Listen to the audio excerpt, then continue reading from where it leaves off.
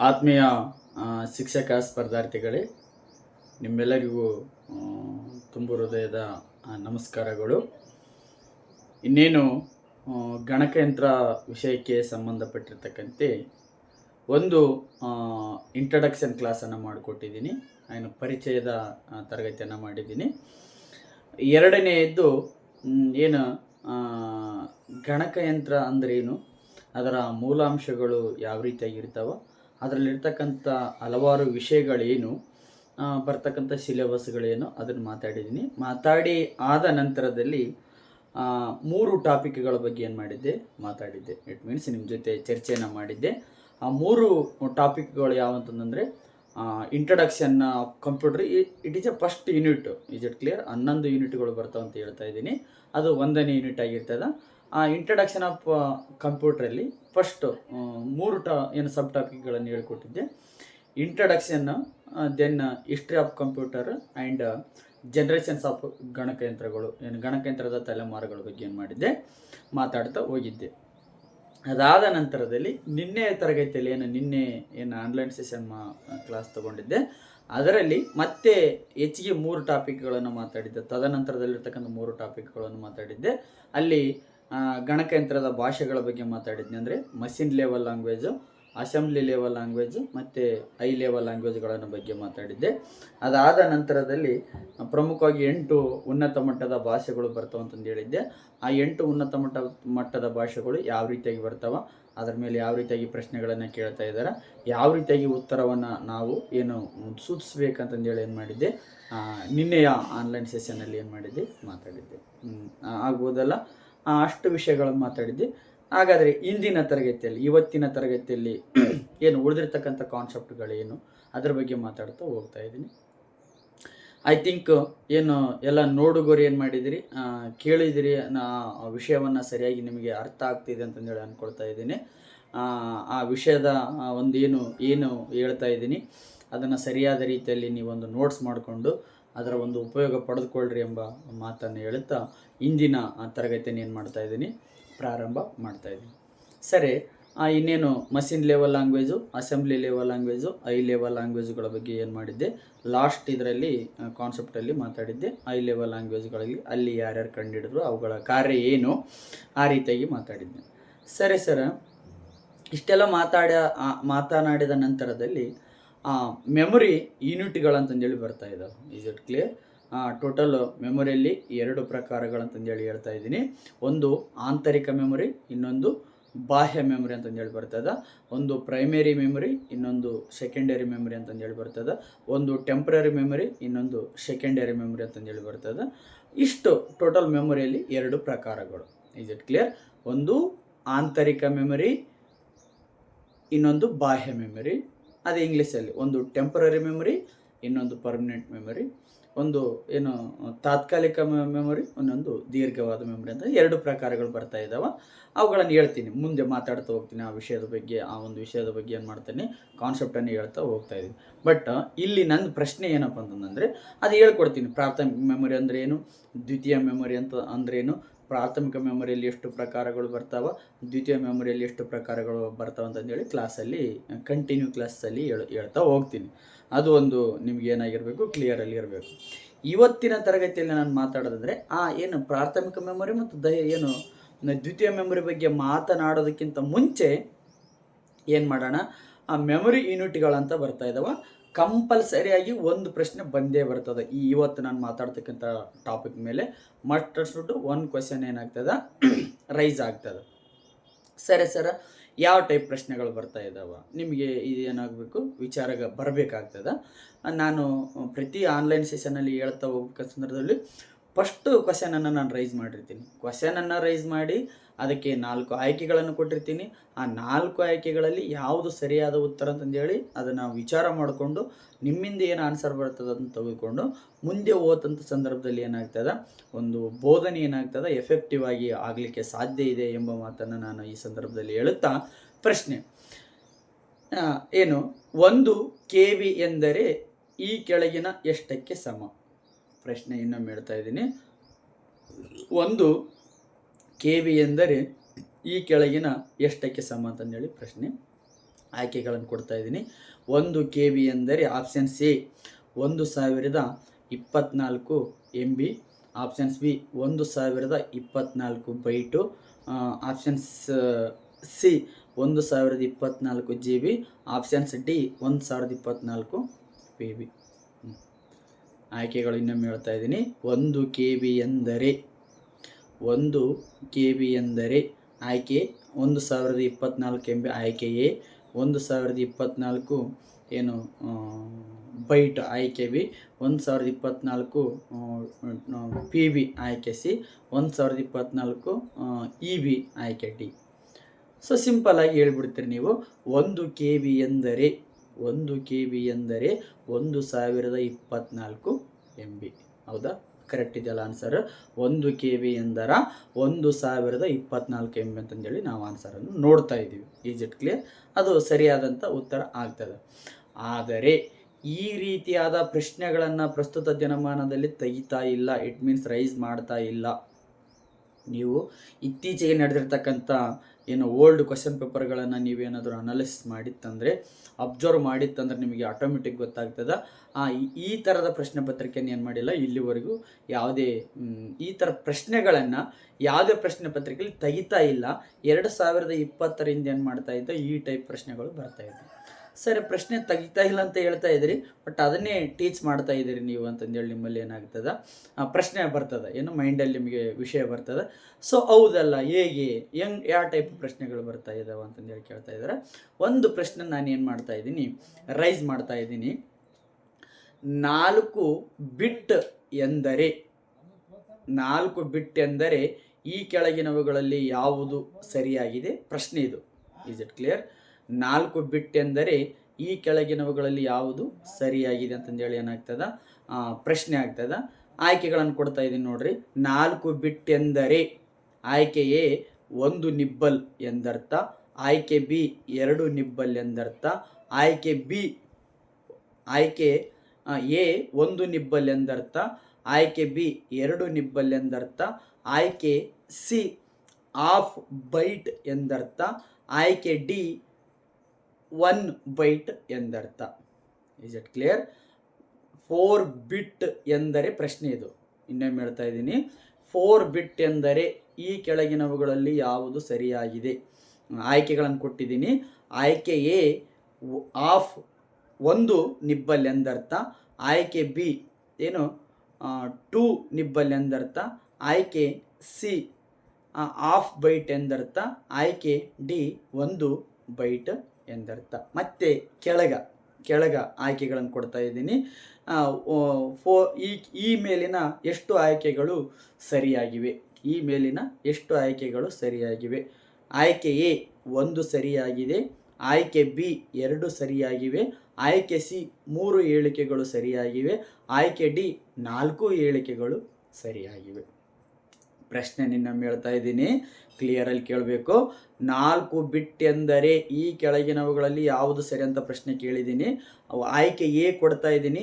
4 ಬಿಟ್ ಎಂದರೆ 1 ನಿಬ್ಬಲ್ ಎಂದರ್ಥ, ಆಯ್ಕೆ ಬಿ 4 ಬಿಟ್ ಎಂದರೆ 2 ನಿಬ್ಬಲ್ ಎಂದರ್ಥ, ಆಯ್ಕೆ ಸಿ 4 ಬಿಟ್ ಎಂದರೆ ಹಾಫ್ ಬೈಟ್ ಎಂದರ್ಥ, ಆಯ್ಕೆ ಡಿ 4 ಬಿಟ್ ಎಂದರೆ 1 ಬೈಟ್ ಎಂದರ್ಥ. ಮತ್ತೆ ಕೆಳಗ ಆಯ್ಕೆಗಳನ್ನು ಕೊಡ್ತಾ ಇದ್ದೀನಿ.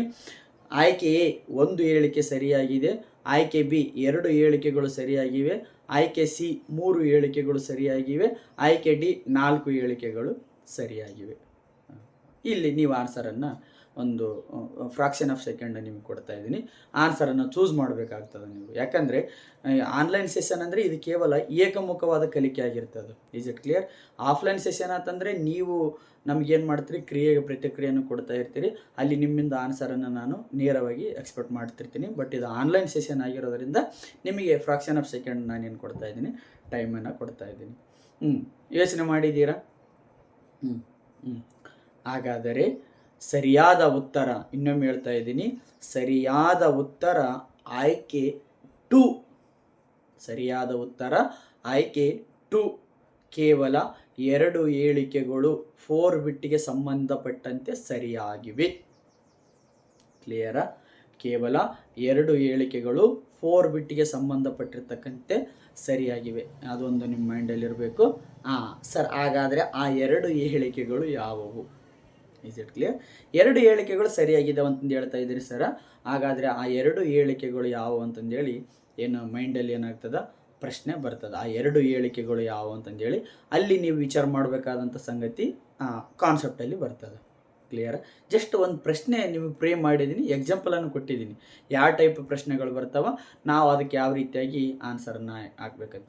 1 KB ಅಂದರೆ 1024 MB ಪ್ರಶ್ನೆಗಳನ್ನು ಕೇಳೋದನ್ನು ಬಿಟ್ಟಿದ್ದಾನೆ, ಆ ಥರ ಆಯ್ಕೆಗಳನ್ನು ಕೊಡೋದನ್ನು ಬಿಟ್ಟಿದ್ದಾನೆ. ಯಾಕಂದರೆ ಸ್ಪರ್ಧಾತ್ಮಕತೆ ಅನ್ನೋದು ಏನಾಗ್ತದೆ ಗಗನಕ್ಕೆ ಏರ್ತಾ ಇದೆ. Is it clear? ಅದೊಂದು ನಿಮಗೆ ಮೈಂಡಲ್ಲಿರಬೇಕು. ಈಸಿ ವೇಯಲ್ಲಿ ಪ್ರಶ್ನೆಗಳು ಬರ್ತಾ ಇಲ್ಲ.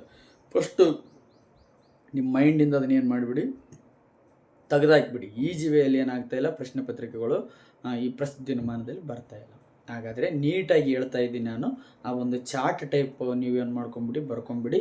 ಸೊ ಈ ಕೆಲವೊಂದಿಷ್ಟು ಪ್ರಶ್ನೆಗಳು ಏನಾಗಿದಾವಲ್ಲ, fixed deposit of your selection list. ನಾನು ಹೇಳ್ತಾ ಇದ್ದೀನಿ, ನಿಮ್ಮ ಹತ್ರ ಏನಾದ್ರೂ ಲಿಮಿಟ್ ಆಫ್ ಅಮೌಂಟ್ ಇತ್ತಂದರೆ ಯಾವ ರೀತಿಯಾಗಿ ನಿಮ್ಮ ಅಕೌಂಟಲ್ಲಿ ಅದನ್ನ FD ಮಾಡ್ಕೊಳ್ತೀರಲ್ಲ, ಆ ರೀತಿಯಾಗಿ ಸಮ್ ಕಾನ್ಸೆಪ್ಟ್ಸ್, ಒಂದಿಷ್ಟು ಏನು ವಿಷಯಗಳು ಏನಾಗಿರ್ತಾವ ಕಂಪಲ್ಸರಿಯಾಗಿ ನಿಮ್ಮ ಸ್ಪರ್ಧಾತ್ಮಕ ಪರೀಕ್ಷೆಯಲ್ಲಿ ಬಂದೇ ಬರ್ತಾವ. ಅದೊಂದು ನೀವು ಮೈಂಡಲ್ಲಿ ಹೊಡ್ಕೊ. ಅವನು ಕೇಳಬೇಕು ಕೂಡ as a syllabus through, according to ಸಿಲೆಬಸ್ಸಿನ ಒಂದು ಪ್ರಕಾರ ಅವನ ಪ್ರಶ್ನೆಗಳನ್ನು ಕೇಳಲೇಬೇಕಾಗ್ತದೆ. ಸೊ ಹಾಗಾದ್ರೆ ಹೇಳ್ತಾ ಇದ್ದೀನಿ, ಈ ಚಾರ್ಟ್ ನಿಮ್ಮ ಹತ್ರ ಏನಾದರೂ ಇತ್ತಂದರೆ, ನಿಮ್ಮ ಅದೃಷ್ಟ ಚೆನ್ನಾಗಿತ್ತಂದರೆ ಮಸ್ಟ್ ಅಂಡ್ ಶುಡ್ 2 ಪ್ರಶ್ನೆಗಳು ಬರ್ತಾವ. Is it clear? ಅದು 2 ಪ್ರಶ್ನೆ ಬರಲಿಲ್ಲ ಅಂದ್ರೂ ಕಂಪಲ್ಸರಿಯಾಗಿ 1 ಪ್ರಶ್ನೆ ಕಡ್ಡಾಯವಾಗಿ ಏನಾಗ್ತದೆ ಬರ್ತದೆ. ಆ ಚಾರ್ಟ್ ವೈಸ್ ಹೇಳ್ತಾ ಇದ್ದೀನಿ, ನೀವು ಅದನ್ನು ಬರ್ಕೊಂಡ್ಬಿಡಿ. ಸ್ಟಾರ್ಟ್ ಆಗದೆ, ಪ್ರಾರಂಭದಲ್ಲಿ ಸ್ಟಾರ್ಟ್ ಆಗದೆ 1 ಬಿಟ್ ಎಂದರೆ, ಈಸ್ ಇಟ್ ಕ್ಲಿಯರ್? 1 ಬಿಟ್ ಎಂದರೆ 0 ಅಥವಾ 1 ಎಂದರ್ಥ. Is it clear? 1 ಬಿಟ್ಟು ಎಂದರೆ 0 ಅಥವಾ 1 ಎಂದರ್ಥ. ನೆಕ್ಸ್ಟ್ 1 ಬಿಟ್ ಎಂದರೆ 0 ಅಥವಾ 1 ಎಂದರ್ಥ. 4 ಬಿಟ್ ಎಂದರೆ 1 ನಿಬ್ಬಲ್ ಅಥವಾ ಹಾಫ್ ಬೈಟ್ ಎಂದರ್ಥ. 4 ಬಿಟ್ ಎಂದರೆ 1 ನಿಬ್ಬಲ್ ಅಥವಾ ಹಾಫ್ ಬೈಟ್ ಎಂದರ್ಥ. 8 ಬಿಟ್ ಎಂದರೆ 8 ಬಿಟ್ ಎಂದರೆ 2 ನಿಬ್ಬಲ್ 1 ಬೈಟ್. 4 ಬಿಟ್ ಎಂದರ 1 ನಿಬ್ಬಲ್ ಹಾಫ್ ಬೈಟ್. 8 ಬಿಟ್ ಎಂದರ 2 ನಿಬ್ಬಲ್ 1 ಬೈಟ್. ಕ್ಲಿಯರ?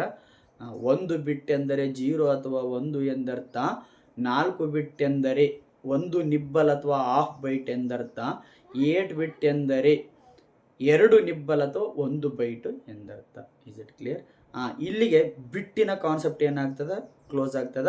ಇಲ್ಲಿ ಇನ್ನು ಮಗು ಏನಾಗಿದೆ, ಶೈಶವಾವಸ್ಥೆಯಲ್ಲಿದೆ. Is it clear? ಮಗು ಇನ್ನು ಶೈಶವಾವಸ್ಥೆಯಲ್ಲಿದೆ. ಇಲ್ಲಿ ಈ ಭಾಗದಲ್ಲೇ ಪ್ರಶ್ನೆ ಕೇಳ್ತಾನೆ ಮಸ್ಟ್ ಅಂಡ್ ಶುಡ್ ನಾನು ಹೇಳ್ತಾ ಇದ್ದೀನಿ. ಯಾಕಂದರೆ ಮುಂದಿನ ಕಾನ್ಸೆಪ್ಟ್ಗಳು ಏನಾಗಿದ್ದಾವೆ, ಈಸಿ ಆಗಿದ್ದಾವೆ, ಅವು ಅರ್ಥ ಆಗಿಬಿಡ್ತದೆ. ಸೊ ಈ ಭಾಗದಲ್ಲಿ ಪ್ರಶ್ನೆಗಳನ್ನು ಕೇಳ್ತಾನೆ. I can repeat again and again. 1 ಬಿಟ್ ಎಂದರೆ 0 ಅಥವಾ 1 ಎಂದರ್ಥ. 4 ಬಿಟ್ ಎಂದರೆ 1 ನಿಬ್ಬಲ್ ಅಥವಾ ಹಾಫ್ ಬೈಟ್ ಎಂದರ್ಥ. 8 ಬಿಟ್ ಎಂದರೆ 2 ನಿಬ್ಬಲ್ ಅಥವಾ 1 ಬೈಟ್ ಎಂದರ್ಥ. 1 ನಿಬ್ಬಲ್ ಇದ್ರ ಹಾಫ್ ಬೈಟ್, 2 ನಿಬ್ಬಲ್ ಇತ್ತಂದ್ರೆ 1 ಬೈಟ್. 4 ಬಿಟ್ ಅಂದ್ರೆ 1 ನಿಬ್ಬಲ್ ಹಾಫ್ ಬೈಟ್. 8 ಬಿಟ್ ಅಂದ್ರೆ 2 ನಿಬ್ಬಲ್ 1 ಬೈಟ್. ಇಲ್ಲಿದ್ದ ಸ್ಟಾರ್ಟ್ ಆಗ್ತದ. ಇಲ್ಲಿ 1 ಬೈಟ್ ಏನು ಕೊಟ್ಟಿದ್ದೀನಿ ಲಾಸ್ಟ್, ಅದರಲ್ಲಿದ್ದ ಸ್ಟಾರ್ಟ್ ಮಾಡ್ಕೋಬೇಕು. ಈ ಸೈಡ್ 1024 ಬೈಟ್ ಎಂದರೆ, ಕ್ಲಿಯರ್ ಅಲ್ಲಿರಬೇಕು. ನೀವು ಡೈರೆಕ್ಟ್ KBಗೆ ಹೋಗ್ಬಾರ್ದು. 1024 1000 ಏನು ಅಲ್ಲಿ 1 ಬೈಟ್ ಅಂತ ಕೊಟ್ಟಿದ್ದೀನಲ್ಲ ಫೈನಲಲ್ಲಿ. 1 ಬೈಟ್ ಎಂದರೆ ಅಲ್ಲಿದ್ದಷ್ಟು ತಗೋಬೇಕು. 1024 ಬೈಟ್ ಎಂದರೆ 1 KB. 1024 ಬೈಟ್ ಎಂದರೆ 1 KB. 1024 KB ಎಂದರೆ 1 MB. Is it clear? 1024 byte ಎಂದರೆ 1 KB. 1024 KB ಎಂದರೆ 1 MB. Is it clear? 1024 MB ಎಂದರೆ 1 GB. 1024 GB ಎಂದರೆ 1 TB. 1024 TB ಎಂದರೆ 1 PB. 1024 PB ಎಂದರೆ ಇಲ್ಲಿ ಬರ್ತದೆ ನೋಡಿ. 1024 PB ಎಂದರೆ 1 EB. 1024 EB ಎಂದರೆ 1024 EB ಎಂದರೆ ಏನ್ರಿ? 1024 EB ಎಂದರೆ ಒಂದು ಏನಾಗ್ತದ ZB. 1024 ZB ಎಂದರೆ ಒಂದು YB. ಕ್ಲಿಯರಾ? ಇನ್ನೊಮ್ಮೆ ಹೇಳ್ತಾ ಇದ್ದೀನಿ. 1 ಬಿಟ್ ಎಂದರೆ 0 ಅಥವಾ 1 ಎಂದರ್ಥ. 4 ಬಿಟ್ ಎಂದರೆ 1 ನಿಬ್ಬಲ್ ಹಾಫ್ ಬೈಟ್ ಎಂದರ್ಥ. 8 ಬಿಟ್ ಎಂದರೆ 2 ನಿಬ್ಬಲ್ 1 ಬೈಟ್ ಎಂದರ್ಥ. 1024 ಬೈಟ್ ಎಂದರೆ 1 KB. 1024 KB ಎಂದರೆ 1 MB. 1024 MB ಎಂದರೆ 1 GB. 1024 GB ಎಂದರೆ 1 TB. 1024 TB ಎಂದರೆ 1 PB. 1024 PB ಎಂದರೆ 1 EB. 1024 EB ಎಂದರೆ ಇಲ್ಲಿ ಕ್ಲಿಯರಲ್ಲಿ ಇರಬೇಕು. 1024 EB ಎಂದರೆ ಒಂದು ZB. 1024 ZB ಎಂದರೆ ಒಂದು YB. ಜೆಡ್ಡಾಬೈಟ್ ಆಗಿಂದ ಎಟ್ಟಾಬೈಟ್ ಬರ್ತದೆ, ಅದು ಕ್ಲಿಯರಲ್ಲಿ ಇರಬೇಕು. ಲಾಸ್ಟ್ ಒಂದು ಬರ್ತದೆ ಬ್ರೋನೋಬೈಟ್ ಅಂತಂದೇಳಿ ಪ್ರಸ್ತುತ ದಿನಮಾನದಲ್ಲಿ ಏನು ಮಾಡಿಲ್ಲ, ಅದನ್ನ ಕನ್ಸಿಡರ್ ಮಾಡಿರಂಗಿಲ್ಲ. KB ಅಂದರೆ ಕಿಲೋಬೈಟು, ಏನು GB ಎಂದರೆ ಗಿಗಾಬೈಟು, MB ಎಂದರೆ ಮೆಗಾಬೈಟು, PB ಎಂದರೆ ಪೆಟಾಬೈಟು, EB ಎಂದರೆ ಎಕ್ಸಾಬೈಟು, ಏನು TB ಎಂದರೆ ಟೆರಾಬೈಟು, ಏನು ಉಳಿದು ನೋಡ್ರಿ ZB ಎಂದರೆ ಜೆಡ್ಡಾಬೈಟು, YB ಎಂದರೆ ಎಟ್ಟಾಬೈಟು. ಈ ಚಾರ್ಟಲ್ಲಿ ಕಂಪಲ್ಸರ ಎಲ್ಲಗೆ ಒಂದು ಪ್ರಶ್ನೆ ಬರ್ತದ. ಕ್ಲಿಯರಾ? ಈ ಚಾರ್ಟಲ್ಲಿ ಏನಾಗ್ತದ, ಮಸ್ಟ್ ಅಂಡ್ ಶುಡ್ ಒಂದು ಪ್ರಶ್ನೆ ಬರ್ತದ. ಇನ್ನೊಮ್ಮೆ ಲಾಸ್ಟಲ್ಲಿ ಹೇಳ್ಬಿಡ್ತೀನಿ. 1 ಬಿಟ್ ಎಂದರೆ 0 ಅಥವಾ 1 ಎಂದರ್ಥ. 4 ಬಿಟ್ ಎಂದರೆ 1 ನಿಬ್ಬಲ್ ಅಥವಾ ಹಾಫ್ ಬೈಟ್ ಎಂದರ್ಥ. 8 ಬಿಟ್ ಎಂದರೆ 2 ನಿಬ್ಬಲ್ ಅಥವಾ 1 ಬೈಟ್ ಎಂದರ್ಥ. 1024 ಬೈಟ್ ಎಂದರೆ 1 KB. 1024 KB ಎಂದರೆ 1 MB. 1024 MB ಎಂದರೆ 1 GB. 1024 GB ಎಂದರೆ 1 TB. 1024 TB ಎಂದರೆ 1 PB. 1024 PB ಎಂದರೆ 1 EB. 1024 EB ಎಂದರೆ ಒಂದು ZB. 1024 ZB ಎಂದರೆ ಒಂದು YB.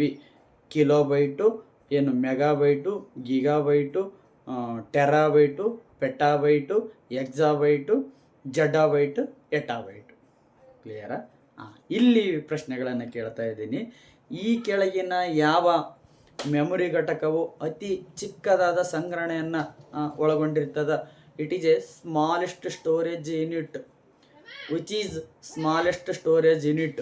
ಈ ಕೆಳಗಿನವುಗಳಲ್ಲಿ ಯಾವುದು ಕಡಿಮೆ ಸಂಗ್ರಹಣವನ್ನು ಹೊಂದಿರತಕ್ಕಂಥ ಮೆಮೊರಿ ಆಗಿದೆ ಅಂತಂದೇಳಿ ಕೇಳ್ತಾ ಇದ್ದಾನೆ. ಆಯ್ಕೆಗಳನ್ನು ಕೊಡ್ತಾ ಇದ್ದಾನೆ. ಆಯ್ಕೆ ಎ ಬಿಟ್ಟು, ಆಯ್ಕೆ ಬಿ ಬೈಟು, ಆಯ್ಕೆ ಸಿ ನಿಬ್ಬಲ್ಲು, ಆಯ್ಕೆ ಡಿ KB. ಆಯ್ಕೆ ಡಿ KB. ಆಯ್ಕೆ ಎ ಏನು ಬಿಟ್ಟು, ಆಯ್ಕೆ ಬಿ ಬೈಟು, ಆಯ್ಕೆ ಸಿ ನಿಬ್ಬಲ್ಲು, ಆಯ್ಕೆ ಡಿ KB. ಎಷ್ಟೋ ಜನರು ಏನು ಮಾಡ್ತಾ ಇರ್ತಾರೆ, ತಲೆ ಕೆರ್ಕಂತ ಇರ್ತಾರೆ, ಏನೇನೋ ಹೇಳಕತ್ತಾರ ಸರ್ ಅಂತಂದೇಳಿ. ಬಟ್ ನಿಮಗೆ ಅದು ಕಾನ್ಸೆಪ್ಟ್ ಕ್ಲಿಯರ್ ಇತ್ತಂದ್ರೆ ನಾನು ಹೇಳೋದು ಅರ್ಥ ಆಗ್ತಾ ಇದೆ. ಈ ಕೆಳಗಿನವುಗಳಲ್ಲಿ ಯಾವುದು ಕಡಿಮೆ ಮೆಮೊರಿ ಯೂನಿಟ್ ಆಗಿದೆ, ದಿ ಸ್ಮಾಲೆಸ್ಟ್ ಸ್ಟೋರೇಜ್ ಯೂನಿಟ್ ಅಂತ ಕೇಳ್ತಾ ಇದ್ದಾರೆ. ಅದಕ್ಕೆ ಆನ್ಸರ್ ಬಂದುಬಿಟ್ಟು ಬಿಟ್. ಮೈಂಡಲ್ಲಿರಬೇಕು, ನಿಬ್ಬಲ್ಲನೂ ಅಲ್ಲ. ಕ್ಲಿಯರಾ? ಬಿಟ್. ಕ್ಲಿಯರಾ? ಒಂದು ಬಿಟ್ ಎಂದರೆ ಹಾಫ್ ನಿಬ್ಬಲ್ ಅಂತಂದೇಳಿ ಏನಾಗ್ತದ, ಪ್ರಶ್ನೆಗಳು ಬರ್ತದ. Bit it is a smallest storage unit ಅಂತಂದೇಳಿ ನಾವೇನು ಮಾಡ್ತಾ ಇದೀವಿ, ಕರಿತಾ ಇದೀವಿ. ಹಾಗಾದರೆ ನೆಕ್ಸ್ಟ್ ಪ್ರಶ್ನೆ, ಈ ಕೆಳಗಿನವುಗಳಲ್ಲಿ ಯಾವುದು ಗರಿಷ್ಠವಾದ ಮೆಮೊರಿ ಯೂನಿಟ್ ಆಗಿದೆ? Which is largest storage unit in memory system. Which is largest storage unit in memory system. ಈ ಕೆಳಗಿನವುಗಳಲ್ಲಿ ಯಾವುದು ಅತಿ ಗರಿಷ್ಠವಾದ ಸಂಗ್ರಹಣ ಸಾಮರ್ಥ್ಯವನ್ನು ಹೊಂದಿದೆ ಅಂತಂದೇಳಿ ಕೇಳ್ತಾ ಇದ್ದಾನೆ. ಆಯ್ಕೆಗಳನ್ನು ಕೊಡ್ತಾ ಇದ್ದೀನಿ. ಆಯ್ಕೆ ಬಿ ಎಟ್ಟಾಬೈಟು, ಆಯ್ಕೆ ಎ ಎಟ್ಟಾಬೈಟು, ಆಯ್ಕೆ ಬಿ ಜಡ್ಡಾಬೈಟು, ಆಯ್ಕೆ ಬಿ ಟೆರಾಬೈಟು, ಆಯ್ಕೆ ಡಿ ಕಿಲೋಬೈಟು. ಹೇಳ್ರಿ ಆನ್ಸರ್. ಈ ಕೆಳಗಿನವುಗಳಲ್ಲಿ ಯಾವುದು ಅತಿ ದೊಡ್ಡದಾದ ಸಂಗ್ರಹಣ ಸಾಮರ್ಥ್ಯವನ್ನು ಹೊಂದಿದೆ ಅಂತಂದೇಳಿ ಪ್ರಶ್ನೆ ಕೇಳ್ತಾ ಇದ್ದಾನೆ. Which is largest storage memory unit ಇನ್ನು ಮೆಮೊರಿ ಸಿಸ್ಟಮ್ ಅಂತಂದೇಳಿ ಪ್ರಶ್ನೆ ಕೇಳಿದ್ದಾನೆ. ಆಯ್ಕೆಗಳನ್ನು ನಾನು ಆಲ್ರೆಡಿ ಏನು ಮಾಡಿದ್ದೀನಿ, ಕೊಟ್ಟಿದ್ದೀನಿ. ಅದರಲ್ಲಿ ಆಯ್ಕೆ ಬಂದ್ಬಿಟ್ಟು ಏನಾಗ್ತದ ಟೆರಾಬೈಟ್. ಸರ್ ಯಾಕ್ರಿ ಟೆರಾಬೈಟ್ ಹೇಳ್ತಾ ಇದ್ದೀರಿ ಅಂದರೆ, ಇನ್ನೂ ಸರ್ ಮತ್ತು ಲಾಸ್ಟು ಎಟ್ಟಾಬೈಟ್ ಇದೆಯಲ್ರಿ ಅಂತಂದೇಳಿ ಅನ್ಬೋದು ನಿಮ್ಮ ಪ್ರಶ್ನೆ. ಏನು ಸೀರಿಯಲ್ ಓದೋ ಸಂದರ್ಭದಲ್ಲಿ K B, M B, G B, T B, P B, E B, ಏನು ಜಡ್ ಬಿ, ವಾಯ್ ಬಿ ಅಂತ ಇದೆಯಲ್ಲ ಸರ್, ನೀವು ಯಾಕೆ ಟೆರಾಬೈಟ್ ಅಂತಂದು ಹೇಳ್ತಾ ಇದ್ದೀರಿ ಅಂದರೆ, ಪ್ರಸ್ತುತ ದಿನಮಾನದಲ್ಲಿ ಬಳಸ್ತಕ್ಕಂಥ ಸ್ಟೋರೇಜ್ಗಳ ಕೆಪಾಸಿಟಿ, ಮೆಮೊರಿ ಯೂನಿಟ್ಗಳ ಕೆಪಾಸಿಟಿ ಎಲ್ಲಿಗೆ ನಿಂತಿದೆ ಅಂದರೆ ಟೆರಾಬೈಟಿಗೆ ನಿಂತಿದೆ. ಅದೊಂದು ನಿಮ್ಮ ಮೈಂಡಲ್ಲಿ ಇರಬೇಕು. ಸೇಮ್ ಪ್ರಶ್ನೆ ಕೇಳ್ತಾನೆ, ಫಸ್ಟ್ ಆಪ್ಷನ್ ಸಹ ಎಟ್ಟಾಬೈಟ್ ಅಂತ ಇಟ್ಟಿರ್ತಾನೆ. Is it clear? ಯಾಕಂದರೆ ಏನು ಕ್ರಮಾಂಕದಲ್ಲಿ ಎಟ್ಟಾಬೈಟ್ ಏನಾಗಿರ್ತದ ಕೊನೆಗಿರ್ತದ. ನೀವು ಆಟೋಮೆಟಿಕ್ ಏನಾಗ್ಬಿಟ್ಟಿರ್ತೀರಿ ಎಟ್ಟಾಬೈಟ್ ಅಂತಂದೇಳಿ ಹಾಕ್ತೀರಿ. ಎಟ್ಟಾಬೈಟ್ ಅಲ್ಲ. I can repeat again and again, zettabyte it is not a correct answer. Is it right? Zettabyte it is not a correct answer. ಟೆರಾಬೈಟನ್ನು ನೀವೇನು ಮಾಡ್ಬೇಕಾಗ್ತದ, ಹಾಕ್ಬೇಕಾಗ್ತದೆ. ಸರಿ ಸರ, ಸ್ಮಾಲೆಸ್ಟ್ ಸ್ಟೋರೇಜ್ ಯೂನಿಟ್ ಯಾವುದಂತ ಕೇಳಿದ್ರಿ, ಏನು ಬಿಟ್ ಅಂತ ಹಾಕ್ಬೇಕ್ರಿ. ಲಾರ್ಜೆಸ್ಟ್ ಸ್ಟೋರೇಜ್ ಯೂನಿಟ್ ಯಾವುದಂತ ಕೇಳ್ತಾರೆ, ಟೆರಾಬೈಟ್ ಅಂತಂದೇಳಿ ಹಾಕ್ಬೇಕ್ರಿ ಅಂತಂದು ಹೇಳಿದ್ವಿ. ಇಷ್ಟು ಕಾನ್ಸೆಪ್ಟ್ಗಳು ಏನಾಗಿರ್ತದೆ ಮೆಮೊರಿ ಸ್ಟೋರೇಜ್ ಯೂನಿಟ್ ಮೇಲೆ ಆಗಿರ್ತದೆ. ಇದು ತುಂಬ ಏನು ಇಂಪಾರ್ಟೆಂಟ್ ಆಗಿರ್ತಕ್ಕಂಥ ಒಂದು ಕಾನ್ಸೆಪ್ಟ್ ಆಗಿರ್ತದೆ. ಈ ಕಾನ್ಸೆಪ್ಟ್ ಮೇಲೆ ಮಸ್ಟ್ ಆ್ಯಂಡ್ ಶುಡ್ ಏನಾಗ್ತದೆ, ಪ್ರಶ್ನೆಗಳು ಬರ್ತಾ ಹೋಗ್ತಾವೆ. ಕ್ಲಿಯರ? ಪ್ರಶ್ನೆಗಳು ಬರ್ತಾ ಇದ್ದಾವೆ. ಇನ್ನೊಮ್ಮೆ ಹೇಳ್ತಾ ಇದ್ದೀನಿ, ಏನು ಬಿಟ್ಟಿನ ಮೇಲಿನ ಪ್ರಶ್ನೆಗಳು ಕೇಳ್ತಾ ಇದ್ದಾರೆ. Is it clear? 1 ಬಿಟ್ ಎಂದರೆ 0 ಅಥವಾ 1 ಎಂದರ್ಥ. 4 ಬಿಟ್ ಎಂದರೆ 1 ನಿಬ್ಬಲ್ ಹಾಫ್ ಬೈಟ್ ಎಂದರ್ಥ.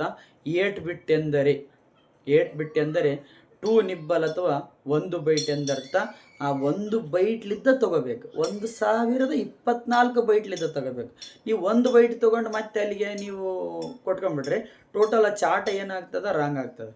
1024 ಬೈಟ್ ಎಂದರೆ 1 KB, 1024 KB ಎಂದರೆ 1 MB, 1024 MB ಎಂದರೆ 1 GB, 1024 GB ಎಂದರೆ 1 TB, 1024 TB ಎಂದರೆ 1 PB, 1024 PB ಎಂದರೆ 1 EB, 1024 EB ಎಂದರೆ ಅಲ್ಲೇ ಕ್ಲಿಯರ್ ಬರಬೇಕು ZB, 1024 ZB ಎಂದರೆ 1 YB ಎಟ್ಟಾಬೈಟ್ ಅಂತಂದೇಳಿ ಕರ್ತದ.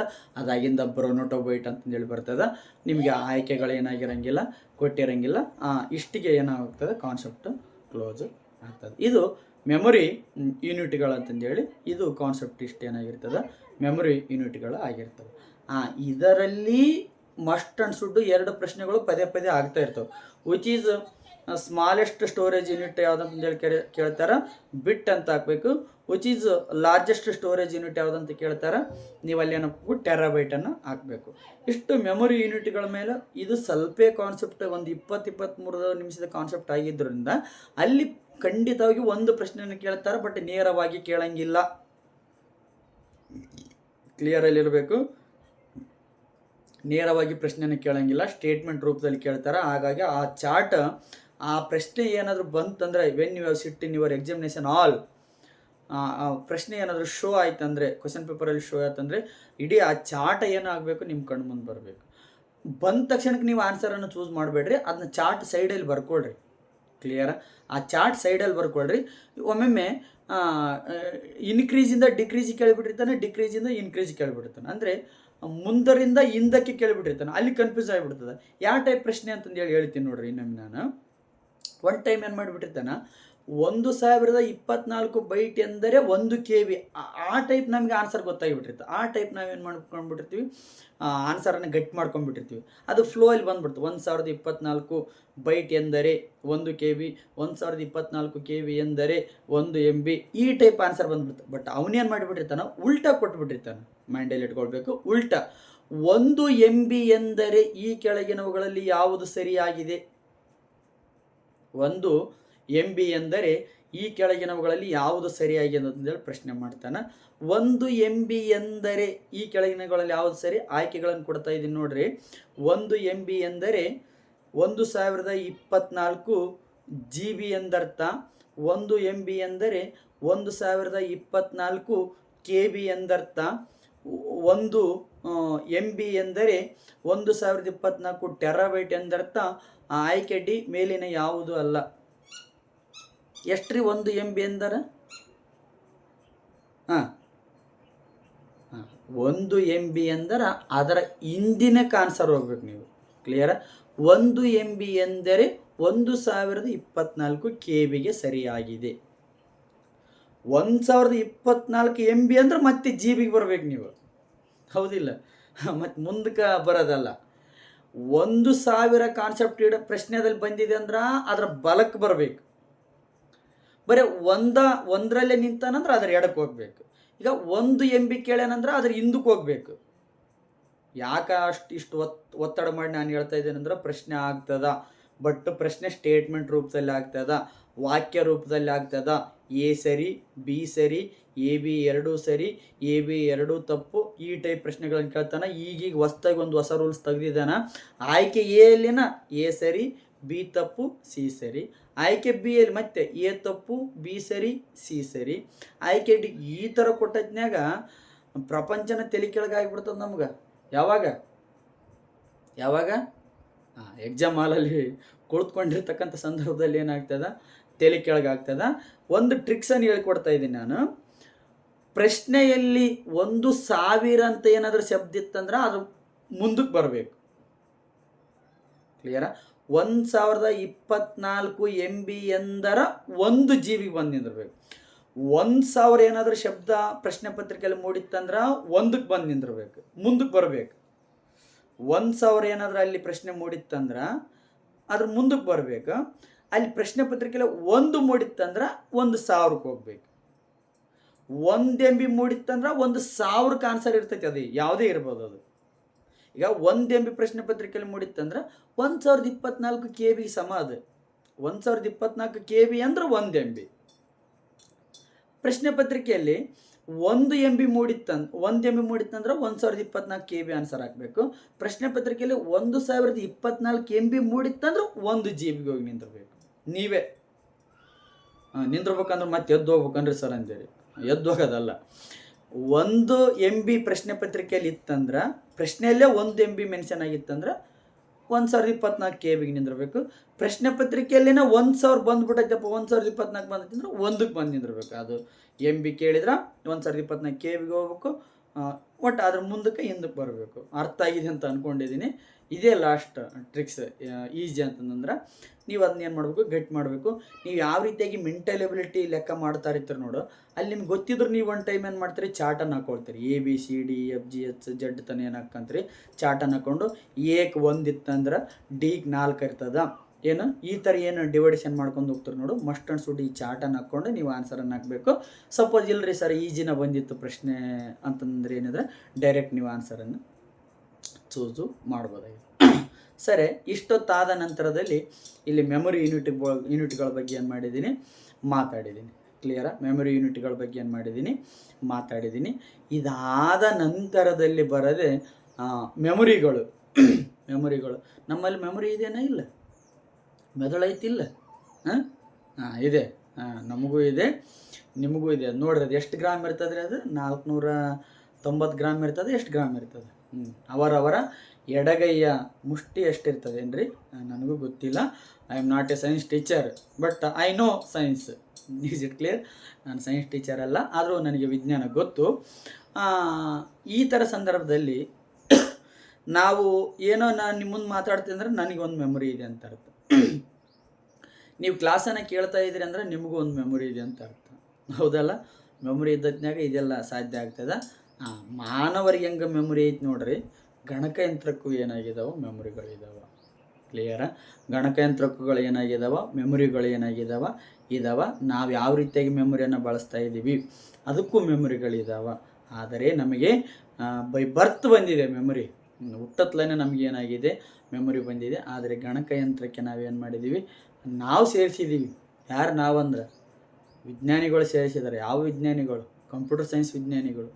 ಗಣಕಯಂತ್ರದ ಜೊತೆ ಯಾರು ಗುದ್ದಾಡಿರ್ತಾರೆ ನೋಡು, ಅವರು ಅದನ್ನು ಸೇರ್ಸಕ್ಕೆ ಸಾರಿದ್ರೆ. ಇಲ್ಲಿ ತುಂಬ ಸಾರಿ ಪ್ರಶ್ನೆ ಆಗ್ತಾಯಿದೆ, ಆಗುತ್ತೆ ಕೂಡ. ಯಾಕಂದ್ರೆ ಅಷ್ಟು ಇಂಪಾರ್ಟೆಂಟ್ ಆಗಿರ್ತಕ್ಕಂಥ ಕಾನ್ಸೆಪ್ಟ್ ಅದು, ಆಗ್ಬೋದಲ್ಲ? ಟೋಟಲ್ ಮೆಮೊರಿ ಅಂದ್ರೆ ಏನ್ರಿ, ಜಸ್ಟ್ ಅದು ಅರ್ಥ ಆಗಲಿ ಅಂತಂದು ಹೇಳ್ತಾ ಇದ್ದೀನಿ. ಗಣಕಯಂತ್ರದ ಬಳಕೆದಾರರು ನೀಡಿರ್ತಕ್ಕಂಥ ಸೂಚನೆಗಳಿಗೆ ಅನುಗುಣವಾಗಿ ದತ್ತಾಂಶವನ್ನು ಸಂಸ್ಕರಿಸಿ ಡಾಟಾವನ್ನು ಪ್ರೊಸೆಸಿಂಗ್ ಮಾಡಿ ಒಂದು ಸ್ಟೋರ್ ಮಾಡಿಟ್ಕೊಳ್ತಕ್ಕಂಥ ಒಂದು ಏನು ಸಾಧನಗಳಿಗೆ ನಾವೇನಂತ ಕರಿತಾ ಇದ್ವಿ, ಮೆಮೊರಿಗಳಂತಂದೇಳಿ ಏನು ಮಾಡ್ತಾ ಇದ್ವಿ, ಕರಿತಾ ಇದ್ವಿ. ಆ ಮೆಮೊರಿಗಳಂತಂದೇಳಿ ಅವುಗಳನ್ನು ಏನು ಮಾಡ್ತಾ ಇದ್ವಿ, ಕರಿತಾ ಇದ್ವಿ. ಹಾಗಾದರೆ ಮೆಮೊರಿಯಲ್ಲಿ ಎಷ್ಟು ಪ್ರಕಾರಗಳು? ತುಂಬ ಸಾರಿ ಪ್ರಶ್ನೆ ಆಗಿದೆ. ಮೆಮೊರಿಯಲ್ಲಿ ಎಷ್ಟು ಪ್ರಕಾರಗಳು? ಮೆಮೊರಿಯಲ್ಲಿ 2 ಪ್ರಕಾರಗಳನ್ನು ನಾವೇನು ಮಾಡ್ತಾ ಇದ್ದೀವಿ, ನೋಡ್ತಾ ಇದ್ದೀವಿ. ಒಂದು ಆಂತರಿಕ ಮೆಮೊರಿ, ಇನ್ನೊಂದು ಬಾಹ್ಯ ಮೆಮೊರಿ. Is it clear? ಒಂದು ತಾತ್ಕಾಲಿಕ ಮೆಮೊರಿ, ಇನ್ನೊಂದು ಏನಾಗ್ತದೆ, ತಾತ್ಕಾಲಿಕ ಅಪೋಸಿಟ್ ಏನು, ಒಂದು ಏನು ಡಿಲೀಟ್ ಆಗಲಾರ್ದ ಇರ್ತಕ್ಕಂಥ ಮೆಮೊರಿ. ಒಂದು ಆಂತರಿಕ, ಇನ್ನೊಂದು ಬಾಹ್ಯ. ಒಂದು ತಾತ್ಕಾಲಿಕ, ಇನ್ನೊಂದು ಏನಾಗ್ತದೆ, permanent. There are 2 types of memories are there. Is it clear? There are 2 types of memories are there. One primary memory, another one secondary memory. One the internal memory, another one external memory. One the temporary memory, another one permanent memory. ಈ ಪ್ರಾಥಮಿಕ ಮೆಮೊರಿಗೆ 3 ಹೆಸರುಗಳು, ಈ ದ್ವಿತೀಯ ಮೆಮೊರಿಗೆ 3 ಹೆಸರುಗಳು. ಒಂದು primary, another one secondary. ಒಂದು temporary, another one permanent. ಈ ರೀತಿಯಾಗಿ ಏನಾಗ್ತದೆ, ಪ್ರಶ್ನೆಗಳು ಕೇಳ್ತಾ ಇದ್ರೆ ಯಾವ ಹೆಸರಿನಿಂದ ಬೇಕಾದ್ರೂ ಕರೆಯಬಹುದು. ಮಸ್ಟ್ ಆ್ಯಂಡ್ ಶುಡ್ ಒಂದು ಪ್ರಶ್ನೆ ಆಗ್ತದೆ. ನಾನು ಬೇಕಾದ್ರೆ ಯಾರ್ದಾದ್ರೂ ಒಂದು ಬಾಂಡ್ ಪೇಪರ್ ತಂತಂದ್ರೆ ಅದ್ರ ಮೇಲೆ ಸೈನ್ ಮಾಡ್ತೀನಿ, ಬರುತ್ತೆ ಪ್ರಶ್ನೆ ಅಂತಂದೇಳಿ. ಯಾಕೆ ಅದು ಬರುತ್ತೆ ಅಂತಂದ್ರೆ ಆ ಇಂಪಾರ್ಟೆಂಟ್ ಕಾನ್ಸೆಪ್ಟ್ ಇದ್ದತ್ನಾಗ ಮಾತ್ರ ಏನಾಗ್ತದೆ, ಅದು ಬರಲಿಕ್ಕೆ ಸಾಧ್ಯ ಆಗ್ತದೆ. Is it clear? ಯಾರು ಏನು ಸರ್ ಕಂಟಿನ್ಯೂ ಕ್ಲಾಸ್ ಮಾಡ್ತಾ ಇದ್ದಾರೆ, ಏನು ಒಂಚೂರು ಜೋಕ್ಸ್ ಮಾಡ್ತಾ ಇಲ್ಲ ಅಂತ. ಈ ಸಿಲೆಬಸ್, ಈ ಸಬ್ಜೆಕ್ಟ್ ಇರೋದೇ ಹಂಗೆ. Is it clear? ಅದರಲ್ಲಿ ಏನೂ ಜೋಕ್ಸ್ ಮಾಡೋಕ್ಕೆ ಬರೋಂಗಿಲ್ಲ. ಗಣಕಯಂತ್ರನೇ ಹಂಗೆ, ಮೊದಲೇ ಟೆಕ್ನಿಕಲ್ ಸಬ್ಜೆಕ್ಟ್ ಆಗಿರ್ತದೆ. ಅದನ್ನು ಅರ್ಥ ಮಾಡ್ಕೊಳ್ತಕ್ಕಂಥ ಸಂದರ್ಭದಲ್ಲಿ ಒಂದು ಸ್ವಲ್ಪ ತಾಳ್ಮೆ ಏನಾಗ್ತದೆ, ಬೇಕಾಗ್ತದೆ. ಹೇಳ್ತಾ ಇರ್ತೀನಿ, ಕನ್ನಡದಲ್ಲಿ ಒಂದು ಸಾಹಿತ್ಯ ಇದೆ, ನೀರಿಳಿಯದ ಗಂಟಲಲ್ಲಿ ಕಡುಬನ್ನು ತುರುಕಿದಂತಾಯ್ತು ಅಂತಂದೇಳಿ ಪದೇ ನಾನು ಹೇಳ್ತಾ ಇರ್ತೀನಿ. ಏನ್ರಿ ಸರ್, ನಮಗೆ ಶಬ್ದಗಳನ್ನೇ ಗೊತ್ತಿಲ್ಲ, ಅದನ್ನು ಒತ್ತಾಯ ಪೂರ್ವಕವಾಗಿ ಏನು ಮಾಡ್ತಾಯಿದ್ರಿ ನೀವು, ನಮ್ಮಲ್ಲಿ ಹಾಕ್ಲಿಕ್ಕೆ ಟ್ರೈ ಮಾಡ್ತಿದ್ದೀರಲ್ಲ ಅಂತಂದೇಳಿ ಏನಾಗ್ತದೆ, ವಿಷಯಗಳು ಏನಾಗ್ತದೆ, ಬರ್ತದೆ. ಇರಲಿ, ಕಠಿಣ ಆದ್ರೆ ಏನಾಗ್ತದೆ, ಅದನ್ನು ಸುಲಭ ಮಾಡ್ಕೊಳ್ಬೇಕು. ಯಾವಾಗ ನಾವು ಒಂದು ವಿಷಯವನ್ನು ಇನ್ನೊಂದು, ನಾನು ಸ್ಪರ್ಧಾರ್ಥಿಗಳಿಗೆ ಪದೇ ಹೇಳ್ತಿರ್ತೀನಿ ಯಾವಾಗಾದ್ರೂ. ಯಾಕಂದರೆ ಯಾವ ಸಬ್ಜೆಕ್ಟ್ಗಳು ನಮಗೆ ಸುಲಭವಾಗಿದ್ದಾವೋ ಅದ್ರ ಜೊತೆ ಬಾಂಧವ್ಯನ ಕಡಿಮೆ ಮಾಡ್ಕೊಳ್ಬೇಕು. ಅದ್ರ ಜೊತೆ ಬಾಂಧವ್ಯ ಕಡಿಮೆ ಅಂದರೆ ಸ್ವಲ್ಪ ಅದ್ರ ಜೊತೆ ಅದಕ್ಕೆ ಫೋಕಸನ್ನು ಮಾಡೋದು ಕಡಿಮೆ ಮಾಡ್ಕೊಳ್ಬೇಕು. ಯಾವ ಸಬ್ಜೆಕ್ಟ್ಗಳು ಕಠಿಣವಾಗಿರ್ತಾವೋ ಅದ್ರ ಜೊತೆ ಬಾಂಧವ್ಯನ ಏನು ಮಾಡ್ಕೋಬೇಕಾಗ್ತದೆ, ಏನು ಜಾಸ್ತಿ ಇಟ್ಕೊಳ್ಬೇಕು. ಯಾಕಂದರೆ ಈಜಿ ಏನು ಸರಳ ಆಗಿರ್ತಕ್ಕಂಥ ಏನು ಸಬ್ಜೆಕ್ಟ್ಗಳನ್ನು ಎಲ್ಲರೂ ಸಿಮಿಲರ್ ಹಾಕಿಬಿಡ್ತಾರೆ. ನಿಮ್ಮದು 25ಕ್ಕೆ ಒಂದು 20 ಆಗಿತ್ತಂದರೆ ಯಾರ್ದು 21 ಆಗಿರ್ತದೆ, ಬೇರೆದವ್ರದ್ದು 19 ಆಗಿರ್ತದೆ, ಇನ್ನೊಬ್ರದ್ದು 22 ಆಗಿರ್ತದೆ. ಸಿಮಿಲರ್ ಬಂದಿರ್ಬಿಟ್ಟಿರ್ತಾವೆ ಮಾರ್ಕ್ಸ್. ಆದರೆ ಕಠಿಣವಾದ ಸಬ್ಜೆಕ್ಟ್ಗಳು ಏನು ಸೈಕಾಲಜಿ ಆಗಿರ್ಬೋದು, ಮೆಂಟಲ್ ಎಬಿಲಿಟಿ ಮ್ಯಾಥಮೆಟಿಕ್ಸ್ ಆಗಿರ್ಬೋದು, ದೆನ್ ಇಂಗ್ಲೀಷ್ ಆಗಿರ್ಬೋದು, ಪ್ಲಸ್ ಗಣಕಯಂತ್ರ ಸಬ್ಜೆಕ್ಟ್ಗಳಾಗಿರ್ಬೋದು, ಈ ಸಬ್ಜೆಕ್ಟ್ಗಳ ಜೊತೆ ಏನಾಗಿರಬೇಕು, ಜಾಸ್ತಿ ಬಾಂಧವ್ಯ ಇರಬೇಕಂತ ಎಂಬ ಮಾತನ್ನು ಹೇಳ್ತಾ ನೆಕ್ಸ್ಟ್ ಏನು ಮಾಡ್ತೇನೆ, ಸಬ್ಜೆಕ್ಟನ್ನು ಮಾತಾಡ್ತಾ ಹೋಗ್ತಾ ಇದ್ದೀನಿ. ಮೆಮೊರಿಯಲ್ಲಿ 2 ಪ್ರಕಾರಗಳಂತೂ ತುಂಬ ಹೇಳ್ಕೊಟ್ಟಿದ್ದೀನಿ. ಅದರಲ್ಲಿ ಪ್ರಾಥಮಿಕ ಮೆಮೊರಿಯಲ್ಲಿ ಮತ್ತೆ 2 ಪ್ರಕಾರಗಳು. Is it clear? ಪ್ರಾಥಮಿಕ ಮೆಮೊರಿಯಲ್ಲಿ ಮತ್ತೇನಾಗ್ತದೆ, 2 ಪ್ರಕಾರಗಳನ್ನು ನಾವೇನು ಮಾಡ್ತಾ ಇದ್ದೀವಿ, ನೋಡ್ತಾ ಇದ್ದೀವಿ. ಆ 2 ಪ್ರಕಾರಗಳಲ್ಲಿ ಸೆಕೆಂಡರಿ ಮೆಮೊರಿ ಬಗ್ಗೆ ಮತ್ತೆ ನೆಕ್ಸ್ಟ್ ಮಾತಾಡ್ತೀನಿ. Is it clear? Secondary memory ಬಗ್ಗೆ ಮಾತಾಡ್ತೀನಿ. ಪ್ರಾಥಮಿಕ ಮೆಮೊರಿಯಲ್ಲಿ ಮತ್ತೆ 2 ಪ್ರಕಾರಗಳು. Is it clear? ಅದರಲ್ಲಿ ಒಂದು ರ್ಯಾಮ್, ಇನ್ನೊಂದು ರೋಮು. Is it clear? ಅದರಲ್ಲಿ ಪ್ರಾಥಮಿಕ ಮೆಮೊರಿಯಲ್ಲೇ ಮತ್ತೆ 2 ಪ್ರಕಾರಗಳು, ಒಂದು ರ್ಯಾಮು, ಇನ್ನೊಂದು ROM. Random access memory, read only memory. ಏನು, ಒಂದು ರ್ಯಾಂಡಮ್ ಎಕ್ಸೆಸ್ ಮೆಮೊರಿ, ಇನ್ನೊಂದು ರೀಡ್ ಓನ್ಲಿ ಮೆಮೊರಿ. ರ್ಯಾಮಲ್ಲಿ ಮತ್ತೆ 2 ಪ್ರಕಾರಗಳು, ಒಂದು ಎಸ್ ರ್ಯಾಮು, ಇನ್ನೊಂದು ಡಿ ರ್ಯಾಮು. ಒಂದು ಎಸ್ ರ್ಯಾಮು, ಇನ್ನೊಂದು ಡಿ ರ್ಯಾಮು. ರೋಮಲ್ಲಿ ಮತ್ತೆ 3 ಪ್ರಕಾರಗಳು, ರೀಡ್ ಓನ್ಲಿ ಮೆಮೊರಿಯಲ್ಲಿ ಮತ್ತೆ 3 ಪ್ರಕಾರಗಳು, ಒಂದು E P ROM, E ROM, ಅನದರನ್ನು ಇ ಪಿ ರೋಮು, ಮೂರನೇದ್ದು double E P ROM. Is it clear? ಒಂದು ಪಿ ರೋಮು. ಫಸ್ಟ್ನೇದು ರೋಮಲ್ಲಿ 3 ಪ್ರಕಾರಗಳು, ರೀಡ್ ಓನ್ಲಿ ಮೆಮೊರಿ. ಅದರಲ್ಲಿ there are 3 types are there. 3 ಪ್ರಕಾರಗಳನ್ನು ನಾವು ನೋಡ್ತಾ ಇದ್ದೀವಿ. ಒಂದು ಪಿ ರೋಮು, ಎರಡನೇದ್ದು ಇ ಪಿ ರೋಮು, ಮೂರನೇದ್ದು double E P ROM. Is it clear? Random access memory, read only memory. Random access memory, read only memory. Random access ಮೆಮೊರಿಯಲ್ಲಿ ಮತ್ತೆ 2 ಪ್ರಕಾರಗಳು, ಒಂದು ಎಸ್ ರ್ಯಾಮು, ಇನ್ನೊಂದು ಡಿ ರ್ಯಾಮು. ರೀಡ್ ಓನ್ಲಿ ಮೆಮೊರಿಯಲ್ಲಿ 3 ಪ್ರಕಾರಗಳು, ಒಂದು P ROM, ಇನ್ನೊಂದು ಅನದರನ್ನು E P ರೋಮು, ಮೂರನೇದು double E P Rome ಅಂತಂದೇಳಿ 3 ಪ್ರಕಾರಗಳನ್ನು ನಾವೇನು ಮಾಡ್ತಾ ಇದ್ದೀವಿ, ನೋಡ್ತಾ ಇದ್ದೀವಿ. ಈ 3 ಏನಿದೆ ನೋಡ್ರಿ, ಇದರಲ್ಲೇ ಫುಲ್ ಫಾರ್ಮ್ ಕೇಳ್ತಾರ, ಮಸ್ಟ್ ಅಂಡ್ ಶುಡ್ ಕೇಳ್ತಾರ. ಸರ್ ಯಾಕ್ರಿ ಕೇಳ್ತಾರ? ಅದನ್ನೇ ಕೇಳ್ಬೇಕು, ಬೇರೆ ಏನು ಕೇಳೋಕ್ಕಿಲ್ರಿ ಸರ, ಮೇಡಮರ, ಬೇರೆ ಏನು ಕೇಳೋಕ್ಕಿಲ್ಲ. ಅದನ್ನು ಮಸ್ಟ್ ಆ್ಯಂಡ್ ಶುಡ್ ಕೇಳಬೇಕು. ಯಾಕಂದರೆ when you have after the getting a job, ನೀವು ಏನು ನೌಕರಿಯನ್ನು ಪಡೆದುಕೊಂಡಾದ ಸಂದರ್ಭದಲ್ಲಿ ಎಷ್ಟೋ ಕಾರ್ಯಗಳನ್ನು ಏನು ಗಣಕಯಂತ್ರದೊಂದಿಗೆ ಮಾಡಬೇಕಾಗ್ತದೆ. ಗಣಕಯಂತ್ರದ ಒಂದು ಏನು ಮುನ್ನೆಲೆಯಲ್ಲೇ ನೀವೇನು ಮಾಡಬೇಕಾಗ್ತದೆ, ಕಾರ್ಯವನ್ನು ಮಾಡಬೇಕಾಗ್ತದೆ. ಹಾಗಾಗಿ ಇದೆಲ್ಲ ಪ್ರಾಥಮಿಕ ವಿಷಯಗಳು ಗೊತ್ತಿರಬೇಕು ಅನ್ನೋ ಒಂದು ಉದ್ದೇಶದಿಂದ ಏನು ಮಾಡ್ತಾರೆ, ಪ್ರಶ್ನೆಗಳನ್ನು ಏನು ಮಾಡ್ತಾ ಇದ್ದಾರೆ, ಕೇಳ್ತಾ ಇದ್ದಾರೆ. ಸರಿ, RAM full form random access memory.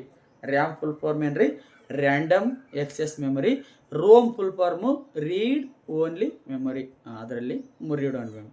ಹಾಗಾದರೆ ರ್ಯಾಮಲ್ಲಿ 2 ಪ್ರಕಾರಗಳಂತ ಹೇಳಿದ್ದೀನಲ್ಲ, ಅದರಲ್ಲಿ ಒಂದು ಎಸ್ ರ್ಯಾಮು, ಇನ್ನೊಂದು ಡಿ ರ್ಯಾಮು. ಎಸ್ ರ್ಯಾಮ್ ಅಂದರೆ statistic random access memory. S RAM full form ತುಂಬ ಸಾರಿ ಕೇಳಿದಾನ, statistic random access memory. D RAM ಅಂತ ಬಂದಿದ್ದು ನೋಡ್ರಿ, ಅದು ಡೈನಮಿಕ್ ರ್ಯಾಂಡಮ್ ಎಕ್ಸೆಸ್ ಮೆಮೊರಿ. ಒಂದು ಎಸ್ ರ್ಯಾಮು, ಇನ್ನೊಂದು D RAM. Statistic random access memory, ಇನ್ನೊಂದು ಡೈನಮಿಕ್ ರ್ಯಾಂಡಮ್ ಎಕ್ಸೆಸ್ ಮೆಮೊರಿ. ಅಲ್ಲಿ ರೋಮಲ್ಲಿ 3 ಪ್ರಕಾರಗಳು ಹೇಳಿದ್ದೀನಿ, ಅದನ್ನು ಫುಲ್ ಫಾರ್ಮ್ ಹೇಳ್ತಾ ಇದ್ದೀನಿ, ಬರ್ಕೊಂಬಿಡಿ.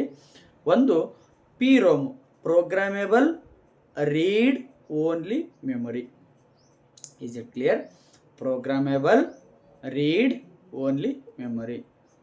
ಪಿ ರೋಮ್ ಅಂದ್ರೆ ಪ್ರೋಗ್ರಾಮೇಬಲ್ ರೀಡ್ ಓನ್ಲಿ ಮೆಮೊರಿ. ಎರಡನೇದ್ದು E P ROM, electrically programmable read only memory. Is it clear? Electrically programmable read only memory. ಮೂರನೇದು ಡಬಲ್ ಇ ಪಿ ರೋಮ್ ಅಂತ ಹೇಳಿದ್ದೀನಲ್ಲ, double E P ROM, electrically erasable programmable read only memory. Is it clear? ಒಂದ E ಬಂದಿತ್ತಂದ್ರೆ ಏನು, programmable read only memory. ಒಂದ E ಬಂದಿತ್ತಂದ್ರೆ erasable programmable read only, sorry, P ROM ಅಂತ ಬಂದಿತ್ತಂತ ಅಷ್ಟಂದರೆ programmable read only memory. E P ROM ಅಂತ ಬಂದಿತ್ತಂದರೆ erasable programmable read only memory.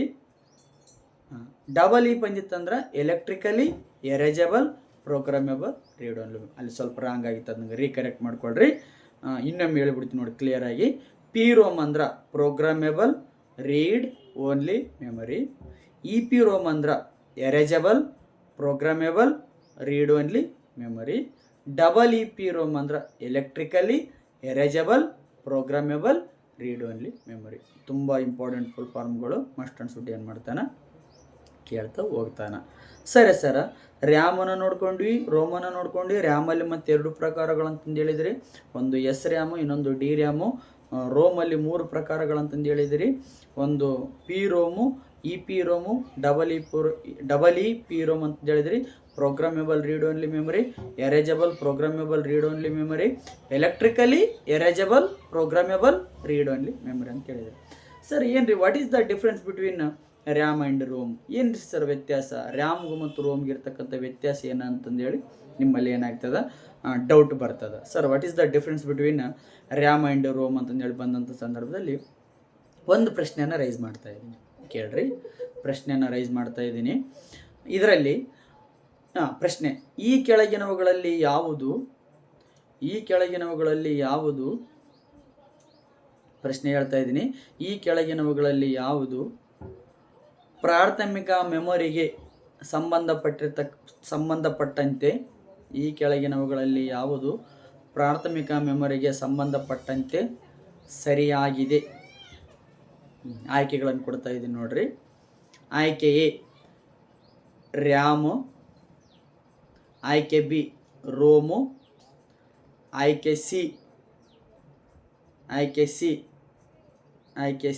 C D, ಆಯ್ಕೆ ಡಿ DVD. ಆಯ್ಕೆ ಡಿ DVD. ಹೇಳ್ರಿ ಆನ್ಸರ್. ಈಗ ಈ ಕೆಳಗಿನವುಗಳಲ್ಲಿ ಯಾವುದು ಪ್ರಾಥಮಿಕ ಮೆಮೊರಿಗೆ ಸಂಬಂಧಪಟ್ಟಿರ್ತಕ್ಕಂತೆ ಸರಿಯಾಗಿದೆ? ಆಯ್ಕೆ ಎ ರ್ಯಾಮ್ ಹೇಳಿದ್ದೀನಿ, ಆಯ್ಕೆ ಬಿ ರೋಮ್ ಹೇಳಿದ್ದೀನಿ, ಆಯ್ಕೆ ಸಿ CD ಹೇಳಿದ್ದೀನಿ, ಆಯ್ಕೆ ಡಿ DVD ಹೇಳಿದ್ದೀನಿ. ಯಾವುದ್ರಿ ರೈಟ್ ಅಂತ ಅನಿಸುತ್ತೆ ನಿಮಗೆ? ಗೊತ್ತಿದೆನಾ? ಒಂದಿಷ್ಟು ಜನರಿಗೆ ಗೊತ್ತಿರ್ತದೆ. ಓಕೆ, ಏನು ರೀ ಸರ್, ಮತ್ತು ಇಲ್ಲಿ ಪ್ರಾಥಮಿಕ ಮೆಮೊರಿಯಲ್ಲಿ 2 ಹೇಳಿದ್ರಿ, 2 ಅದಾವಲ್ರಿ, ಮತ್ತು ರ್ಯಾಮು ಇದೆ ಮತ್ತು ರೋಮು ಇದೆ, ಏನು ಸರಿ ಅಂತಂದೇಳಿ ಹೇಳ್ಬೇಕು ಸರ್ ಅಂತಂದೇಳಿ ಕನ್ಫ್ಯೂಸ್ ಬರ್ತದ. ಈ ಕೆಳಗೆ ಕೊಟ್ಟಿರ್ತಕ್ಕಂಥ ಆಯ್ಕೆಗಳಲ್ಲಿ ಆಯ್ಕೆ ಎ ಸರಿಯಾಗಿದೆ. ಕ್ಲಿಯರಾ? ಆಯ್ಕೆ ಏನಾಗಿದೆ? ಸರಿಯಾಗಿದೆ. ಆಯ್ಕೆ ಎ ಸರಿಯಾಗಿದೆ, ರ್ಯಾಮ್. ಸರ್ ಮತ್ತು ರೋಮನು ಪ್ರಾಥಮಿಕ ಮೆಮೊರಿ ಅಂತಂದು ಹೇಳಿದ್ರಿ ಅಲ್ರಿ, ಯಾಕೆ ಆನ್ಸರ್ ಅಲ್ರಿ ಅಂತಂದೇಳಿ ನಿಮ್ಮಲ್ಲಿ ಏನಾಗ್ತದೆ ಪ್ರಶ್ನೆ ಬರ್ತದೆ. ರ್ಯಾಮ್ ಯಾಕೆ ಪ್ರಾಥಮಿಕ ಮೆಮೊರಿ, ರೋಮ್ ಯಾಕೆ ಪ್ರಾಥಮಿಕ ಮೆಮೊರಿ ಅಲ್ಲ ಅಂತಂದೇಳಿ ಹೇಳ್ಕೊಡ್ತಾ ಇದ್ದೀನಿ. ರ್ಯಾಮ್ ಏನಿದೆ ನೋಡ್ರಿ, ರ್ಯಾಂಡಮ್ ಆಕ್ಸೆಸ್ ಮೆಮೊರಿ, ನೇರವಾಗಿ RAM it is directly connected to mother board or RAM it is directly connected to CPU. RAM it is directly connected to motherboard or RAM it is directly connected to CPU. RAM ಎಂಬ memory ನೇರವಾಗಿ mother ಬೋರ್ಡಿನೊಂದಿಗೆ connect ಆಗಿದೆ. ಕ್ಲಿಯರಾ? RAM ಎಂಬ memory ನೇರವಾಗಿ mother ಬೋರ್ಡಿನೊಂದಿಗೆ connect ಆಗಿದೆ, ಅಥವಾ ರ್ಯಾಮ್ ಎಂಬ ಮೆಮೊರಿ ನೇರವಾಗಿ CPU ಕನೆಕ್ಟ್ ಆಗಿದೆ. CPU ಅಂದ್ರೆ ಒಂದು ಇತಿಹಾಸ ಐತಿ, ಮುಂದೆ ಹೇಳ್ತಾನೆ, ನೆಕ್ಸ್ಟ್ ಕ್ಲಾಸಲ್ಲಿ ಹೇಳ್ಕೊಡ್ತೀನಿ. CPU ಅಂದರೆ CPU ಮೇಲೆ ಪ್ರಶ್ನೆ ಪತ್ರಿಕೆನೇ ಇಲ್ಲ, ಹೌದಿಲ್ಲ? CPU ಅಂದ್ರೆ ಫುಲ್ ಸ್ಟ್ರಾಂಗ್ ಅದ, CPU ಅಂದ್ರೆ ಸ್ಟ್ರಾಂಗ್. ಮತ್ತೆ ಹೇಳ್ತೀನಿ ಮುಂದೆ, ಏನು ಟೆನ್ಷನ್ ಮಾಡಬೇಡ್ರಿ. CPU ಅಂದ್ರೆ ಮುಂದೆ ಸ್ಟ್ರಾಂಗ್ ಹೇಳ್ಕೊಡ್ತೀನಿ ನೆಕ್ಸ್ಟ್ ಸೆಷನಲ್ಲಿ. ಈಗ ಗೊತ್ತಾಗ್ತದೆ ರ್ಯಾಮ್ ಯಾಕೆ ಪ್ರಾಥಮಿಕ ಮೆಮೊರಿ, ರೋಮ್ ಯಾಕೆ ಪ್ರಾಥಮಿಕ ಮೆಮೊರಿ ಅಲ್ಲ ಅಂತಂದೇಳಿ ಗೊತ್ತಾಗ್ತಾಯಿದೆ. ಸರ್ ಏನು ರೀ ಮದರ್ ಬೋರ್ಡ್ ಅಂದ್ರೆ ಏನು ರೀ ಸರ್, CPU ಅಂದ್ರೆ ಏನು ರೀ, CPU ಅಂದರೆ ಏನಂತ ಮುಂದಿನ ಕ್ಲಾಸಲ್ಲಿ ಹೇಳ್ತೀನಿ ಅಂತ. ಸರ್ ಮದರ್ ಬೋರ್ಡ್ ಅಂತಂದ್ರೆ ಏನು ರೀ? ಮದರ್ ಬೋರ್ಡ್ ಅಂದರೆ ಏನಿಲ್ಲ, ಸಣ್ಣ ರೆಜಿಸ್ಟರ್ಸ್ ಏನಂತ ನೋಡಿ, ಸಣ್ಣದ ಏನು ತಾಮ್ರದ ಮತ್ತು ಅಲ್ಯೂಮಿನಿಯಂನಿಂದ ಮಾಡಿರ್ತಕ್ಕಂಥ ಲೋಹ ಏನಿರ್ತದೆ ನೋಡ್ರಿ. ಈಗ ನಾವು ಸಿಮ್ಮನ್ನು ತೆಗೆದುಕೊಂಡಿರ್ತೀವಿ, ಕ್ಲಿಯರಾ? ಸಿಮ್ ಕಾರ್ಡನ್ನು ತೆಗೆದುಕೊಂಡಿರ್ತೀವಿ, ಅದರ ಮೇಲೆ ಲೋಹದ ಲೇಪನ ಮಾಡಿರ್ತಾರೆ. ನೀವು ಯಾರಾದರೂ ಓಲ್ಡ್ ಫೋನನ್ನು ನೀವು ಓಪನ್ ಮಾಡಿದಂಥ ಸಂದರ್ಭದಲ್ಲಿ ಅಲ್ಲಿ ಸಣ್ಣದಾಗಿ ಏನಾಗಿರ್ತದೆ, ಲೋಹಗಳಿಂದ ಏನಾಗಿರ್ತದೆ, ಲೇಪನ ಆಗಿರ್ತದೆ. ಅಂಥ ವ್ಯವಸ್ಥೆಗೆ ನಾವೇನಂತ ಕರಿತಾ ಇದ್ದೀವಿ, ಮದರ್ ಬೋರ್ಡ್ ಅಂತಂದೇಳಿ ಕರಿತಾ ಇದ್ದೀವಿ. ಆ ಮದರ್ ಬೋರ್ಡಿನೊಂದಿಗೆ ಏನಾಗಿರ್ತದೆ, CPU ಡೈರೆಕ್ಟಾಗಿ ಕನೆಕ್ಟ್ ಆಗಿರ್ತದ. Is it clear? ಇಲ್ಲೊಂದು ಪ್ರಶ್ನೆ ಮಾಡಿದ್ದ, ನೇರವಾಗಿ ಕನೆಕ್ಟ್ ಆಗಿರ್ತದೆ. ಇಲ್ಲೊಂದು ಪ್ರಶ್ನೆ ಮಾಡಿದ್ದ, ಈ ಕೆಳಗಿನ ಯಾವ ಮೆಮೊರಿ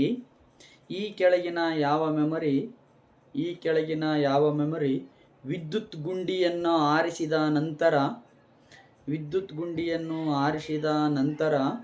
ಈ ಕೆಳಗಿನ ಯಾವ ಮೆಮೊರಿ ವಿದ್ಯುತ್ ಗುಂಡಿಯನ್ನು ಆರಿಸಿದ ನಂತರ ತನ್ನಲ್ಲಿರ್ತಕ್ಕಂಥ ಎಲ್ಲ ದತ್ತಾಂಶವನ್ನು ಅಳಿಸುತ್ತದೆ ಅಥವಾ ಅಳಿಸಿ ಹೋಗುತ್ತದೆ, ದತ್ತಾಂಶ ಅಳಿಸಿ ಹೋಗುತ್ತದೆ ಅಂತ ಪ್ರಶ್ನೆ ಕೇಳಿದ್ದ. ಆಯ್ಕೆ ರ್ಯಾಮು, ಆಯ್ಕೆ ಬಿ ರೋಮು, ಆಯ್ಕೆ ಸಿ CD, ಆಯ್ಕೆ ಡಿ DVD ಅಂತ ಆನ್ಸರನ್ನು ಕೊಟ್ಟಿದ್ದ. ಯಾವುದ್ರಿ ಆನ್ಸರ್? ಏನು ರ್ಯಾಂಡಮ್ ಆಕ್ಸೆಸ್ ಮೆಮೊರಿ, ಇದರಲ್ಲಿರ್ತಕ್ಕಂಥ ದತ್ತಾಂಶ ವಿದ್ಯುತ್ ಗುಂಡಿಯನ್ನು ಆರಿದ ತಕ್ಷಣ ಅಥವಾ ಆಫ್ ಮಾಡಿದ ತಕ್ಷಣ ಅದರಲ್ಲಿರ್ತಕ್ಕಂಥ ಎಲ್ಲ ದತ್ತಾಂಶ ಏನಾಗ್ತದ, ಅಳಿಸಿ ಹೋಗ್ತದ, ಎರೇಸ್ ಆಗ್ತದ, ಡಿಲೀಟ್ ಆಗ್ತದ, ಅದು ಮಾಯವಾಗ್ತದ, ಕಾಣಂಗಿಲ್ಲ. Is it clear? ಅದರಲ್ಲಿರ್ತಕ್ಕಂಥ ಎಲ್ಲ ದತ್ತಾಂಶ ಏನಾಗ್ತದ, ಅಳಿಸಿ ಹೋಗ್ತದ. ಸೊ ಹಾಗಾಗಿ ರ್ಯಾಂಡಮ್ ಆಕ್ಸೆಸ್ ಮೆಮೊರಿಯನ್ನು ನಾವು ತಾತ್ಕಾಲಿಕ ಮೆಮೊರಿ ಎಂದು ಕರೆಯುತ್ತೇವೆ. ನಾವು ತಾತ್ಕಾಲಿಕ ಮೆಮೊರಿ ಎಂದು ಕರೆಯುತ್ತೇವೆ. ರ್ಯಾಂಡಮ್ ಆಕ್ಸೆಸ್ ಮೆಮೊರಿಯನ್ನು ನಾವು ಟೆಂಪ್ರರಿ ಮೆಮೊರಿ ಎಂದು ಕರೆಯುತ್ತೇವೆ. ಸರ್ ಮತ್ತೆ ಅಲ್ಲೇ ಪಕ್ಕದಲ್ಲಿ ಕುಂದ್ರಿಸಿರಲ್ರಿ ರೋಮನ್ನು, ಮತ್ತು ಅದು ಅಲ್ಲೇನ್ರಿ, ಅದರಲ್ಲಿ ಅಳಿಸಿ ಹೋಗಲ್ಲೇನ್ರಿ? ಅದು ಯಾವುದ್ರಲ್ಲಿ ಯಾಕೆ ಅಳಿಸಿ ಹೋಗಂಗಿಲ್ಲ ಅಂದ್ರೆ, ರ್ಯಾಮ್ ಎಂಬ ಮೆಮೊರಿ ಪ್ರಾಥಮಿಕ ಮೆಮೊರಿಯೊಂದಿಗೂ ಕನೆಕ್ಟ್ ಆಗಿರ್ತದ. ಅದರ ಪಕ್ಕದಲ್ಲಿರ್ತಕ್ಕಂಥ ದ್ವಿತೀಯ ಮೆಮೊರಿಯೊಂದಿಗೂ ರ್ಯಾಮ್ ಏನಾಗಿರ್ತದ, ಕನೆಕ್ಟ್ ಆಗಿರ್ತದ. Is it clear? CD ROM compact disc read only memory, DVD ROM digital versatile disc read only memory, BD ROM blu ray disc read only memory. ಇಷ್ಟ ಕಾನ್ಸೆಪ್ಟ್ ಅರ್ಥ ಮಾಡ್ಕೊಳ್ಬೇಕಾ. ರ್ಯಾಮ್ ಎಂಬ ಮೆಮೊರಿ ಕೇವಲ ಮದರ್ ಬೋರ್ಡಿನೊಂದಿಗೆ connect ಆಗಿರ್ತದ, ಕೇವಲ CPU-ನೊಂದಿಗೆ ಕನೆಕ್ಟ್ ಆಗಿರ್ತದ. ಅದರ ಪಾತ್ರ ಒಂದೇ ಸ್ಥಳದಲ್ಲಿ ನಡೀತದ, ಒಂದೇ ಸ್ಥಳದಲ್ಲಿ ಕಾರ್ಯವನ್ನು ನಿರ್ವಹಣೆ ಮಾಡ್ತದ. ಆದರೆ ಏನು ರೋಮ್ ಎಂಬ ಮೆಮೊರಿ ಎರಡೂ ಪ್ಲೇಸ್ಗಳಲ್ಲಿ ಏನು ಮಾಡ್ತದ, ಕಾರ್ಯವನ್ನು ನಿರ್ವಹಣೆ ಮಾಡ್ತಾ ಇದ್ದಾವೆ. ಎರಡೂ ಸ್ಥಳಗಳಲ್ಲಿ ಏನಾಗ್ತದ, ಕಾರ್ಯನಿರ್ವಹಣೆ ಆಗ್ತದ.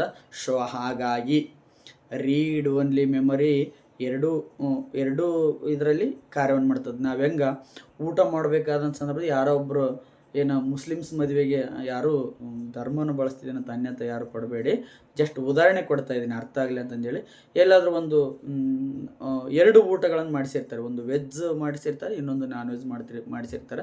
ನಾವು ಹೆಂಗೆ 2 ಟೇಸ್ಟ್ ಮಾಡೋಣ ನಡಿ, ಒಂದು ವೆಜ್ಜು ತಿನ್ನೋಣ ನಾನ್ ವೆಜ್ಜು ತಿನ್ನೋಣ ಅಂತಂದೇಳಿ ಅಂತಿರ್ತೀವಿ ನೋಡು. ಆ ರೀತಿಯಾಗಿ ಇಲ್ಲಿ ಏನು ಕಾನ್ಸೆಪ್ಟ್ ಕ್ರಿಯೇಟ್ ಆಗಿರ್ತದೆ ಅಂದರೆ, ರೋಮ್ ಎಂಬ ಮೆಮೊರಿ ರೀಡ್ ಓನ್ಲಿ ಮೆಮೊರಿ ಏನು ಮಾಡ್ತದೆ, ಈ ಸೈಡ್ ಪ್ರಾಥಮಿಕ ಮೆಮೊರಿಯೊಂದಿಗೂ ಕನೆಕ್ಟ್ ಆಗಿರ್ತದೆ, ಆ ಸೈಡ್ ಏನು ದ್ವಿತೀಯ ಮೆಮೊರಿಯೊಂದಿಗೆ ಏನಾಗಿರ್ತದೆ, ಕನೆಕ್ಟ್ ಆಗಿರ್ತದೆ. ಹಾಗಾಗಿ ರ್ಯಾಂಡಮ್ ಆಕ್ಸೆಸ್ ಮೆಮೊರಿ ಏನು ಪ್ರಾಥಮಿಕ ಮೆಮೊರಿಗೆ ಏನಾಗಿರ್ತದೆ, ಉದಾಹರಣೆ ಆಗಿರ್ತದೆ. ಸರ್ ಈ ಟೈಪ್ ಬಿಟ್ಟು ಪ್ರಶ್ನೆ ಇನ್ನೊಂದು ಟೈಪ್ ಕೇಳೇನ್ರಿ ಓಲ್ಡ್ ಕ್ವಶನ್ ಪೇಪರ್ನಾಗ, ಯಾರಾದರೂ ನೋಡಿದಂತಾರೆ ನಿಮ್ಗೆ ಗೊತ್ತಿರ್ತದೆ. ಓಲ್ಡ್ ಕ್ವಶನ್ ಪೇಪರಲ್ಲಿ ಈ ಟೈಪ್ ಕೇಳಿದನ್ರಿ. ಯಾವ ಟೈಪ್ ಪ್ರಶ್ನೆ ಇದೆ? ಈ ಕೆಳಗಿನವುಗಳಲ್ಲಿ ಯಾವುದು ಪ್ರಾಥಮಿಕ ಮೆಮೊರಿಗೆ ಉದಾಹರಣೆ ಆಗಿದೆ? ಈ ಕೆಳಗಿನವುಗಳಲ್ಲಿ ಯಾವುದು ಪ್ರಾಥಮಿಕ ಮೆಮೊರಿಗೆ ಉದಾಹರಣೆ ಆಗಿದೆ ಅಂತಂದೇಳಿ ಪ್ರಶ್ನೆ ಕೇಳಿದಂಥ ಸಂದರ್ಭದಲ್ಲಿ ಆಯ್ಕೆಗಳನ್ನು ಕೊಟ್ಟಿರ್ತಾನೆ. ಆಯ್ಕೆ ಎ CD, ಆಯ್ಕೆ ಬಿ DVD, ಆಯ್ಕೆ ಸಿ ರ್ಯಾಮ್ ಮತ್ತು ರೋಮ್ ಎರಡೂ ಸೇರಿಸಿಕೊಟ್ಟಿರ್ತಾನೆ, ರ್ಯಾಮ್ ಮತ್ತು ರೋಮ್. ಆಯ್ಕೆ ಡಿ CD ಮತ್ತು DVD ಎರಡೂ ಸೇರಿಸಿಕೊಟ್ಟಿರ್ತಾನೆ. ಸರ್ ಇಂಥ ಸಮಯದಲ್ಲಿ ಏನು ಹಾಕ್ಬೇಕ್ರಿ ಆನ್ಸರನ್ನು? ಇಂಥ ಸಮಯದಲ್ಲಿ ಏನು ಹಾಕ್ಬೇಕ್ರಿ ಸರ್ ಆನ್ಸರ್ ಅಂತಂದೇಳಿ ಪ್ರಶ್ನೆ ಬರ್ತದ. ಈ ಟೈಪ್ ಪ್ರಶ್ನೆಗಳು ಬಂದಂಥ ಸಂದರ್ಭದಲ್ಲಿ ರ್ಯಾಮಿನೊಂದಿಗೆ ರೋಮ್ ಕನೆಕ್ಟ್ ಇತ್ತು ಅಂದ್ರೆ, ಆಯ್ಕೆಯಲ್ಲಿ ಇತ್ತಂದ್ರೆ ಆ ಆನ್ಸರನ್ನು ಹಾಕ್ಬೇಕು. ಕ್ಲಿಯರಾಗಿ ತಿಳ್ಕೊಳ್ರಿ, ಇನ್ನೊಮ್ಮೆ ಹೇಳ್ತಾ ಇದ್ದೀನಿ. ಆಯ್ಕೆಯಲ್ಲಿ ಏನಾದ್ರೂ ಆಯ್ಕೆ 1ರಲ್ಲಿನೇ ಸಿ ಆಯ್ಕೆಯಲ್ಲೇ ರ್ಯಾಂಡಮ್ ಆಕ್ಸೆಸ್ ಮೆಮೊರಿಯನ್ನು ಕೊಟ್ಟಿದ್ದ, ರೀಡ್ ಓನ್ಲಿ ಮೆಮೊರಿ ಎರಡನ್ನೂ ಸೇರಿಸಿ ಕೊಟ್ಟಿದ್ದ ಅಂತಂದ್ರೆ ಸೇಮ್ ಆನ್ಸರನ್ನು ಹಾಕಬೇಕು. ಡಿಫ್ರೆಂಟಾಗಿ ಬೇರೆ ಬೇರೆ ಭಾಗ ಮಾಡಿಕೊಟ್ಟಿದ್ನ, ಆಯ್ಕೆಯಲ್ಲಿ ರ್ಯಾಮ್ ಇಟ್ಟಿದ್ನ, ಆಯ್ಕೆ ಬಿಯಲ್ಲಿ ರೋಮ್ ಇಟ್ಟಿದ್ದಂಥ ಸಂದರ್ಭದಲ್ಲಿ ಆಯ್ಕೆ ಎ ರ್ಯಾಮ್ ಹಾಕ್ಬೇಕಾ? ಸಪೋಸ್ ಒಂದೇ ಆಯ್ಕೆಯಲ್ಲಿ ಎರಡೂ ಸೇರಿಸಿದ್ನ ಅನ್ಕೊಳ್ರಿ, ರ್ಯಾಂಡಮ್ ಆಕ್ಸೆಸ್ ಮೆಮೊರಿನೂ ಪ್ಲಸ್ ರೀಡ್ ಓನ್ಲಿ ಮೆಮೊರಿ ಎರಡೂ ಸೇರಿಸಿತ್ತಂದ್ರೆ ಸೇರಿಸಿ ಹಾಕ್ಬೇಕು. ಕ್ಲಿಯರಾ? ಇನ್ನೊಮ್ಮೆ ಹೇಳ್ತಾ ಇದ್ದೀನಿ, ಆಯ್ಕೆಯಲ್ಲಿ ಬೇರೆ ಬೇರೆ ಕೊಟ್ಟಿತ್ತಂದ್ರೆ ರೀಡ್ ಓನ್ಲಿ ಮೆಮೊರಿ ಒಂದು ಆಯ್ಕೆ ಕೊಟ್ಟು ರ್ಯಾಂಡಮ್ ಆಕ್ಸೆಸ್ ಮೆಮೊರಿ ಒಂದು ಆಯ್ಕೆ ಕೊಟ್ಟಿತ್ತಂದ್ರೆ ರ್ಯಾಂಡಮ್ ಆಕ್ಸೆಸ್ ಮೆಮೊರಿಯನ್ನು ಹಾಕ್ಬೇಕಾ?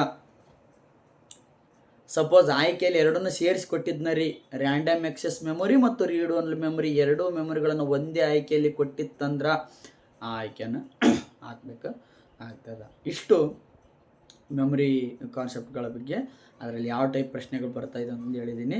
I can repeat once again. ನಾನು ಹೇಳ್ಕೊಡ್ತಾ ಇದ್ದೀನಿ. ಮೆಮೊರಿಯಲ್ಲಿ 2 ಪ್ರಕಾರಗಳು, ಒಂದು ಪ್ರೈಮರಿ ಮೆಮೊರಿ, ಇನ್ನೊಂದು ಸೆಕೆಂಡರಿ ಮೆಮೊರಿ, ಒಂದು ಟೆಂಪ್ರರಿ ಮೆಮೊರಿ, ಇನ್ನೊಂದು ಪರ್ಮನೆಂಟ್ ಮೆಮೊರಿ, ಇನ್ನೊಂದು ತಾತ್ಕಾಲಿಕ ಮೆಮೊರಿ, ಇನ್ನೊಂದು ಪರ್ಮನೆಂಟ್ ಮೆಮೊರಿ ಅಂತಂದೇಳಿ ನೋಡ್ಕೊಂಡಿದ್ವಿ. ಮತ್ತು ಪ್ರಾಥಮಿಕ ಮೆಮೊರಿಯಲ್ಲಿ ಮತ್ತೆ 2 ಪ್ರಕಾರಗಳು. ಕ್ಲಿಯರಾ? ಪ್ರಾಥಮಿಕ ಮೆಮೊರಿಯಲ್ಲಿ ಮತ್ತೆ 2 ಪ್ರಕಾರಗಳು. ಆ ಪ್ರಾಥಮಿಕ ಮೆಮೊರಿಯಲ್ಲಿ 2, ಒಂದು ರ್ಯಾಮು, ಇನ್ನೊಂದು ರೋಮ್. ರ್ಯಾಮ್ ಅಂದ್ರೆ ರ್ಯಾಂಡಮ್ ಎಕ್ಸೆಸ್ ಮೆಮೊರಿ, ರೋಮ್ ಅಂದ್ರೆ ರೀಡ್ ಓನ್ಲಿ ಮೆಮೊರಿ, ಓದಲು ಅವಕಾಶ ಮಾಡಿಕೊಡ್ತಕ್ಕಂಥ ಮೆಮೊರಿ. ಇದು ಎಲ್ಲ ಕಾರ್ಯವನ್ನು ಮಾಡಲಿಕ್ಕೆ ಅವಕಾಶ ಮಾಡಿಕೊಡ್ತಕ್ಕಂಥ memory random access memory, read only memory. Random access ಮೆಮೊರಿಯಲ್ಲಿ ಮತ್ತೆ 2 ಪ್ರಕಾರಗಳನ್ನು ನಾವು ನೋಡ್ತಾ ಇದ್ದೀವಿ. ಒಂದು ಎಸ್ ರ್ಯಾಮು, ಇನ್ನೊಂದು ಡಿ ರ್ಯಾಮು. ರೀಡ್ ಓನ್ಲಿ ಮೆಮೊರಿಯಲ್ಲಿ ಮತ್ತೆ 3 ಪ್ರಕಾರಗಳನ್ನು ನಾವು ನೋಡಿದ್ದೀವಿ. ಒಂದು ಪಿ ರೋಮು, ಇನ್ನೊಂದು ಇ ಪಿ ರೋಮು, ಅನ್ನೋದರನ್ನು double E P ROM. S RAM ಅಂದರೆ statistic random access memory, D RAM ಅಂದರೆ ಡೈನಮಿಕ್ ರ್ಯಾಂಡಮ್ ಎಕ್ಸೆಸ್ ಮೆಮೊರಿ. ಇಲ್ಲಿ ರೋಮಲ್ಲಿ 3 ಪ್ರಕಾರಗಳಂತಂದು ಹೇಳಿದ್ದೀನಿ ನಾನು. Programmable read only memory, E P ROM ಅಂದ್ರೆ erasable programmable read only memory, double E P ROM ಕೇಳಿತ್ತಂದ್ರೆ first electrically ಅಂತ ಹಾಕಬೇಕು, not electronically. Is it clear? Computer it is an electronic device ಅದಲ್ಲಿ, ಅಲ್ಲಿ ಎಲೆಕ್ಟ್ರಾನಿಕ್ ಹಾಕ್ಬೇಕು. ಫಸ್ಟ್ ಕ್ಲಾಸಲ್ಲಿ ನಾನು ಹೇಳಿದ್ದೀನಲ್ಲ, computer it is an electronic device, ಅಲ್ಲಿ ಎಲೆಕ್ಟ್ರಾನಿಕ್ ಅಂತ ಹಾಕ್ಬೇಕಾ. ಕ್ಲಿಯರಾ? ಇಲ್ಲಿ ಎಲೆಕ್ಟ್ರಿಕಲಿ, ಇದು not electric. Electrically erasable programmable read only memory. ನಾನು ಇನ್ನೊಮ್ಮೆ ಹೇಳ್ತಾ ಇದ್ದೀನಿ, ಎಲೆಕ್ಟ್ರಾನಿಕಲಿ ಎರೇಜಬಲ್ ಅಂತ ಕೊಟ್ಬಿಡ್ತಾನೆ ಒಂದೇ ಆಯ್ಕೆ, ಗೊತ್ತೇ ಆಗಂಗಿಲ್ಲ.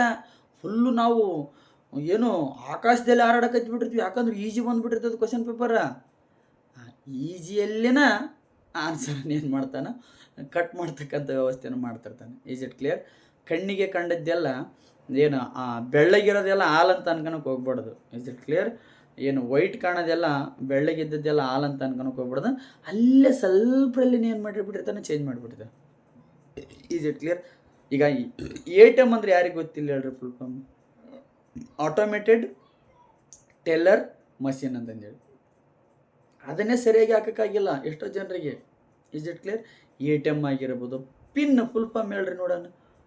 PIN, pin. ನೀವು ಪಿನ್ ಇಟ್ಟಿವಿ ಅಂತೀರಲ್ಲ, ATM ಕಾರ್ಡ್ ಪಿನ್ ಆಗಿರ್ಬೋದು. ಇದು ಅದೇನ್ರಿ? ಪರ್ಸ್ನಲ್ ಐಡೆಂಟಿಫಿಕೇಷನ್ ನಂಬರ್ ಅಂತಂದೇಳಿ ಬರ್ತದೆ. Is it clear? ಪಿನ್ ಅಂದ್ರೆ personal identification number. SIM full form ಹೇಳ್ರಿ ನೋಡೋಣ. SIM subscriber identification module. SIM full form subscriber identification module. ಒಮ್ಮೊಮ್ಮೆ ನಾವು ಅಂದ್ಕೊಂಡೋದ್ರಕ್ಕಿಂತ ಪ್ರಶ್ನೆ ಪತ್ರಿಕೆ ಟಫ್ ಬಂದುಬಿಡ್ತದ್ರಿ. ಕೆಲವೊಮ್ಮೆ ಈಸಿ ಬಂದಿರ್ತದೆ, ಆನ್ಸರ್ ಏನಾಗಿರ್ತಾವ ಕ್ರಿಟಿಕಲ್ ಆಗಿಬಿಟ್ಟಿರ್ತಾನೆ, ಕನ್ಫ್ಯೂಸ್ ಮಾಡಿಬಿಟ್ಟಿರ್ತಾನೆ. ಗೊತ್ತೈತೆ ನಿಮಗೆ, ಸರ್ ಹೇಳ್ಕೊಟ್ರೆ ಡಬಲ್ ಇ ಪಿ ರೋಮ್ ಅಂತಂದ್ರೆ ದಬ್ಬನಂಗೋಗಿ ಬಿದ್ದು ಬಿಡೋದು ಆಳಕ್ಕೆ. ಹೌದಾ? Electrically erasable programmable read only memory. Double E ಬಂದಿತ್ತಂದ್ರೆ ಎರಡನೇ ಈ ಎರೇಜಬಲ್ ಆಗಬೇಕು. Electrically erasable programmable read only memory. ಒಂದ ಇ ಬಂದಿತ್ತಂದ್ರೆ erasable programmable read only memory. ಪ್ರೋಗ್ರಾಮಲ್ಲ ಅಷ್ಟಲ್ಲ, ಮತ್ತು ಪ್ರೋಗ್ರಾಮೇಬಲ್ ಹೇಳ್ತಾ ಇದ್ದೀನಿ. ಪ್ರೋಗ್ರಾಮೇಬಲ್ ಕ್ಲಿಯರಾ? Programmable erasable programmable read only memory. ಒಂದ ಇ ಬಂದಿತ್ತಂದ್ರೆ. ಡಬಲ್ ಇ ಬಂದಿತ್ತಂದ್ರೆ electrically erasable programmable read only memory. ಇದೆರಡು ಮೆಮೊರಿಗಳನ್ನು ನೋಡಿಕೊಂಡಾದಂಥ ಸಂದರ್ಭದಲ್ಲಿ ಅಲ್ಲಿ ಮಧ್ಯದಲ್ಲಿ ಒಬ್ಬತ್ತು ಬಂದು ಕುಂದಿರ್ತಾನೆ, CPU. ಏನು ಬರ್ತಾರ? CPU, central processing unit.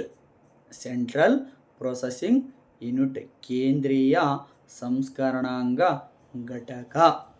ಕೇಂದ್ರೀಯ ಸಂಸ್ಕರಣಾಂಗ ಘಟಕ CPU. ಎಷ್ಟೋ ಜನರ ಬಾಳನ್ನು ಉದ್ಯೋಗವನ್ನು ದೊರಕಿಸಲಿಕ್ಕೆ ಸಹಾಯ ಮಾಡಿರ್ತಕ್ಕಂಥ ಯಾವುದಾದ್ರೂ ಒಂದು ಈಸಿ ಪ್ರಶ್ನೆ ಇತ್ತಂದ್ರೆ CPU. ತುಂಬ ಸಾರಿ ಫುಲ್ ಫಾರ್ಮ್ ಕೇಳಿಬಿಟ್ಟಿದ್ದಾನೆ, ತುಂಬ ಸಾರಿ ಕೇಳಿದ್ದಾನೆ. ಸೆಂಟ್ರಲ್ ಪ್ರೊಸೆಸಿಂಗ್ ಯೂನಿಟ್ ಒಂದೇ ಆಯ್ಕೆ ಕೊಟ್ಬಿಟ್ಟಿರ್ತಾನೆ. ಸೆಂಟ್ರಲ್ ಪ್ರೋಸೆಸ್ ಯೂನಿಟ್ ಅಂತ ಕೊಟ್ಬಿಟ್ಟಿರ್ತಾನೆ. ಎಷ್ಟೋ ಸ್ಪರ್ಧಾರ್ಥಿಗಳು ಅದನ್ನೇ ಚೂಸ್ ಮಾಡಿಬಿಟ್ಟಿರ್ತೀರಿ. ಯಾಕಂದರೆ ನಿಮ್ಮ ಎಕ್ಸೈಟ್ಮೆಂಟ್ ತಡ್ಕೊಳಕ್ಕಾಗಿರಂಗಿಲ್ಲ, ಈಜಿ ಬಂದುಬಿಡ್ತದೆ. ಬಟ್ ಆಯ್ಕೆದಲ್ಲಿ ಸ್ವಲ್ಪ ಚೇಂಜ್ ಮಾಡಿರ್ತಾನೆ. CPU ಫುಲ್ ಫಾರ್ಮ್ ಏನು, ಅಬ್ರಿವೇಷನ್ ಆಫ್ CPU ಅಂತ ಪ್ರಶ್ನೆ ಕೊಟ್ಟಿರ್ತಾನೆ. ನೀವು ಆಯ್ಕೆಗಳನ್ನು ಓದೋಕೆ ಹೋಗಂಗಿಲ್ಲ, ಒಂದೇದ ತಗ ನಡಿ ವಡಿ ಅಂತ ಬಗೆರಿತಿ. ಕಾಂಪಿಟೇಟಿವ್ ಎಕ್ಸಾಮ್ ಪಾಸ್ ಆಗ್ಬೇಕಂದ್ರೆ ನಾಲೆಜ್ಗಿಂತ ಕಾಮನ್ ಸೆನ್ಸ್ ಜಾಸ್ತಿ ಬೇಕಂತ. ಅದಕ್ಕೆ ಕಾಮನ್ ಅಂತ ಇಟ್ಟಿರ್ತಾನೆ. ಕಾಮನ್ ಎಂಟ್ರೆನ್ಸ್ ಟೆಸ್ಟ್, ಸಾಮಾನ್ಯ ಪ್ರವೇಶ ಪರೀಕ್ಷೆ. Is it clear? ಏನು ನಾವು ಬರಿತೀವಲ್ಲ, CET common entrance test. Common entrance test, common ಮುಂದೆ ಸೆನ್ಸ್ ಸೇರಿಸ್ಕೋಬೇಕು ನಾವು. ಕಾಮನ್ ಸೆನ್ಸ್ ಆನ್ಸರ್ ನಿನಗೂ ಗೊತ್ತಿರ್ತದ್ರಿ ಮೇಡಮ್ಮ, ಪಕ್ಕದವ್ರಿಗೂ ಗೊತ್ತಿರ್ತದ್ರಿ ಮೇಡಮ್ಮ. ಬಟ್ ನಿನ್ನ ಥಿಂಕಿಂಗ್ ಏನು ರೀ, ಅವರ ಥಿಂಕಿಂಗ್ ಏನು, ನಿಮ್ಮ ವಿಚಾರಗಳೇನು, ಅವರ ವಿಚಾರಗಳು. ಸರ್ ನಿಮಗೂ ಗೊತ್ತಿರ್ತದೆ ಆನ್ಸರ್, ನಿಮಗೂ ಗೊತ್ತಿರ್ತದೆ, ನಿಮ್ಮ ಪಕ್ಕದಲ್ಲಿರ್ತಕ್ಕಂಥವ್ರಿಗೂ ಸರ್ಗೂ ಗೊತ್ತಿರ್ತದೆ. What is the difference between you and others? What is the difference between me and anothers? ನನಗೂ ಮತ್ತು ಅವ್ರಿಗಿರ್ತಕ್ಕಂಥ ವ್ಯತ್ಯಾಸದಲ್ಲಿ ಮಧ್ಯದಲ್ಲಿ ಕಾಮನ್ ಸೆನ್ಸ್ ಇರ್ತದೆ. Is it clear? ಏನು CPU ಒಂದೇ ಆಯ್ಕೆಯನ್ನು ಕೊಟ್ಟುಬಿಟ್ಟಿರ್ತಾನೆ. ಸೆಂಟ್ರಲ್ ಪ್ರೋಸೆಸ್ ಅಂತ ಕೊಟ್ಟಿರ್ತಾನೆ, ING ತೆಗೆದಿರ್ತಾನೆ. ಅಲ್ಲಿ ಸೆಂಟ್ರಲ್ ಪ್ರೋಸೆಸ್ ಅಂತ ಕೊಟ್ಟಿರ್ತಾನೆ, ING ತೆಗೆದಿರ್ತಾನೆ. ಎಷ್ಟೋ ಜನರಿಗೆ ಅದು ING ಬೇಕಾಗಿರಲಿಲ್ಲ. ತಗ ಆಯ್ಕೆ ರೌಂಡ್ ಹಾಕಿ ಬಂದುಬಿಡ್ತಾರೆ. ಈಗ ಎಂಥ ಈಸಿ ಬಂದಿತ್ತು ಕ್ವಶನ್ ಪೇಪರ್ ಅಂತ. ಕೀ ಆನ್ಸರ್ ಪುಟ್ಟತ್ನಾಗ ಮತ್ತೆ ಎರಡು ಬೇರೆ ನೋಡ್ತಾರೆ. ಯಾರು ನಮ್ಮಂತಾರೆ ಚಸ್ಮಾ ಹಾಕೋನಾರ ಇತ್ತಂದ್ರೆ ಚಸ್ಮಾ ಹಾಕೊಂಡು ನೋಡ್ತಾರೆ. ಸೆಂಟ್ರಲ್ ತಮಾಷೆಗೆ ಹೇಳಿದೆ, ಇಫ್ ಯು ಡೋಂಟ್ ಮೈಂಡ್, ನಾನು ಏನು ಸ್ಪೆಕ್ಟನ್ನು ವೇರ್ ಮಾಡ್ತೀನಿ, ಹಾಕ್ಕೊಳ್ತೀನಿ.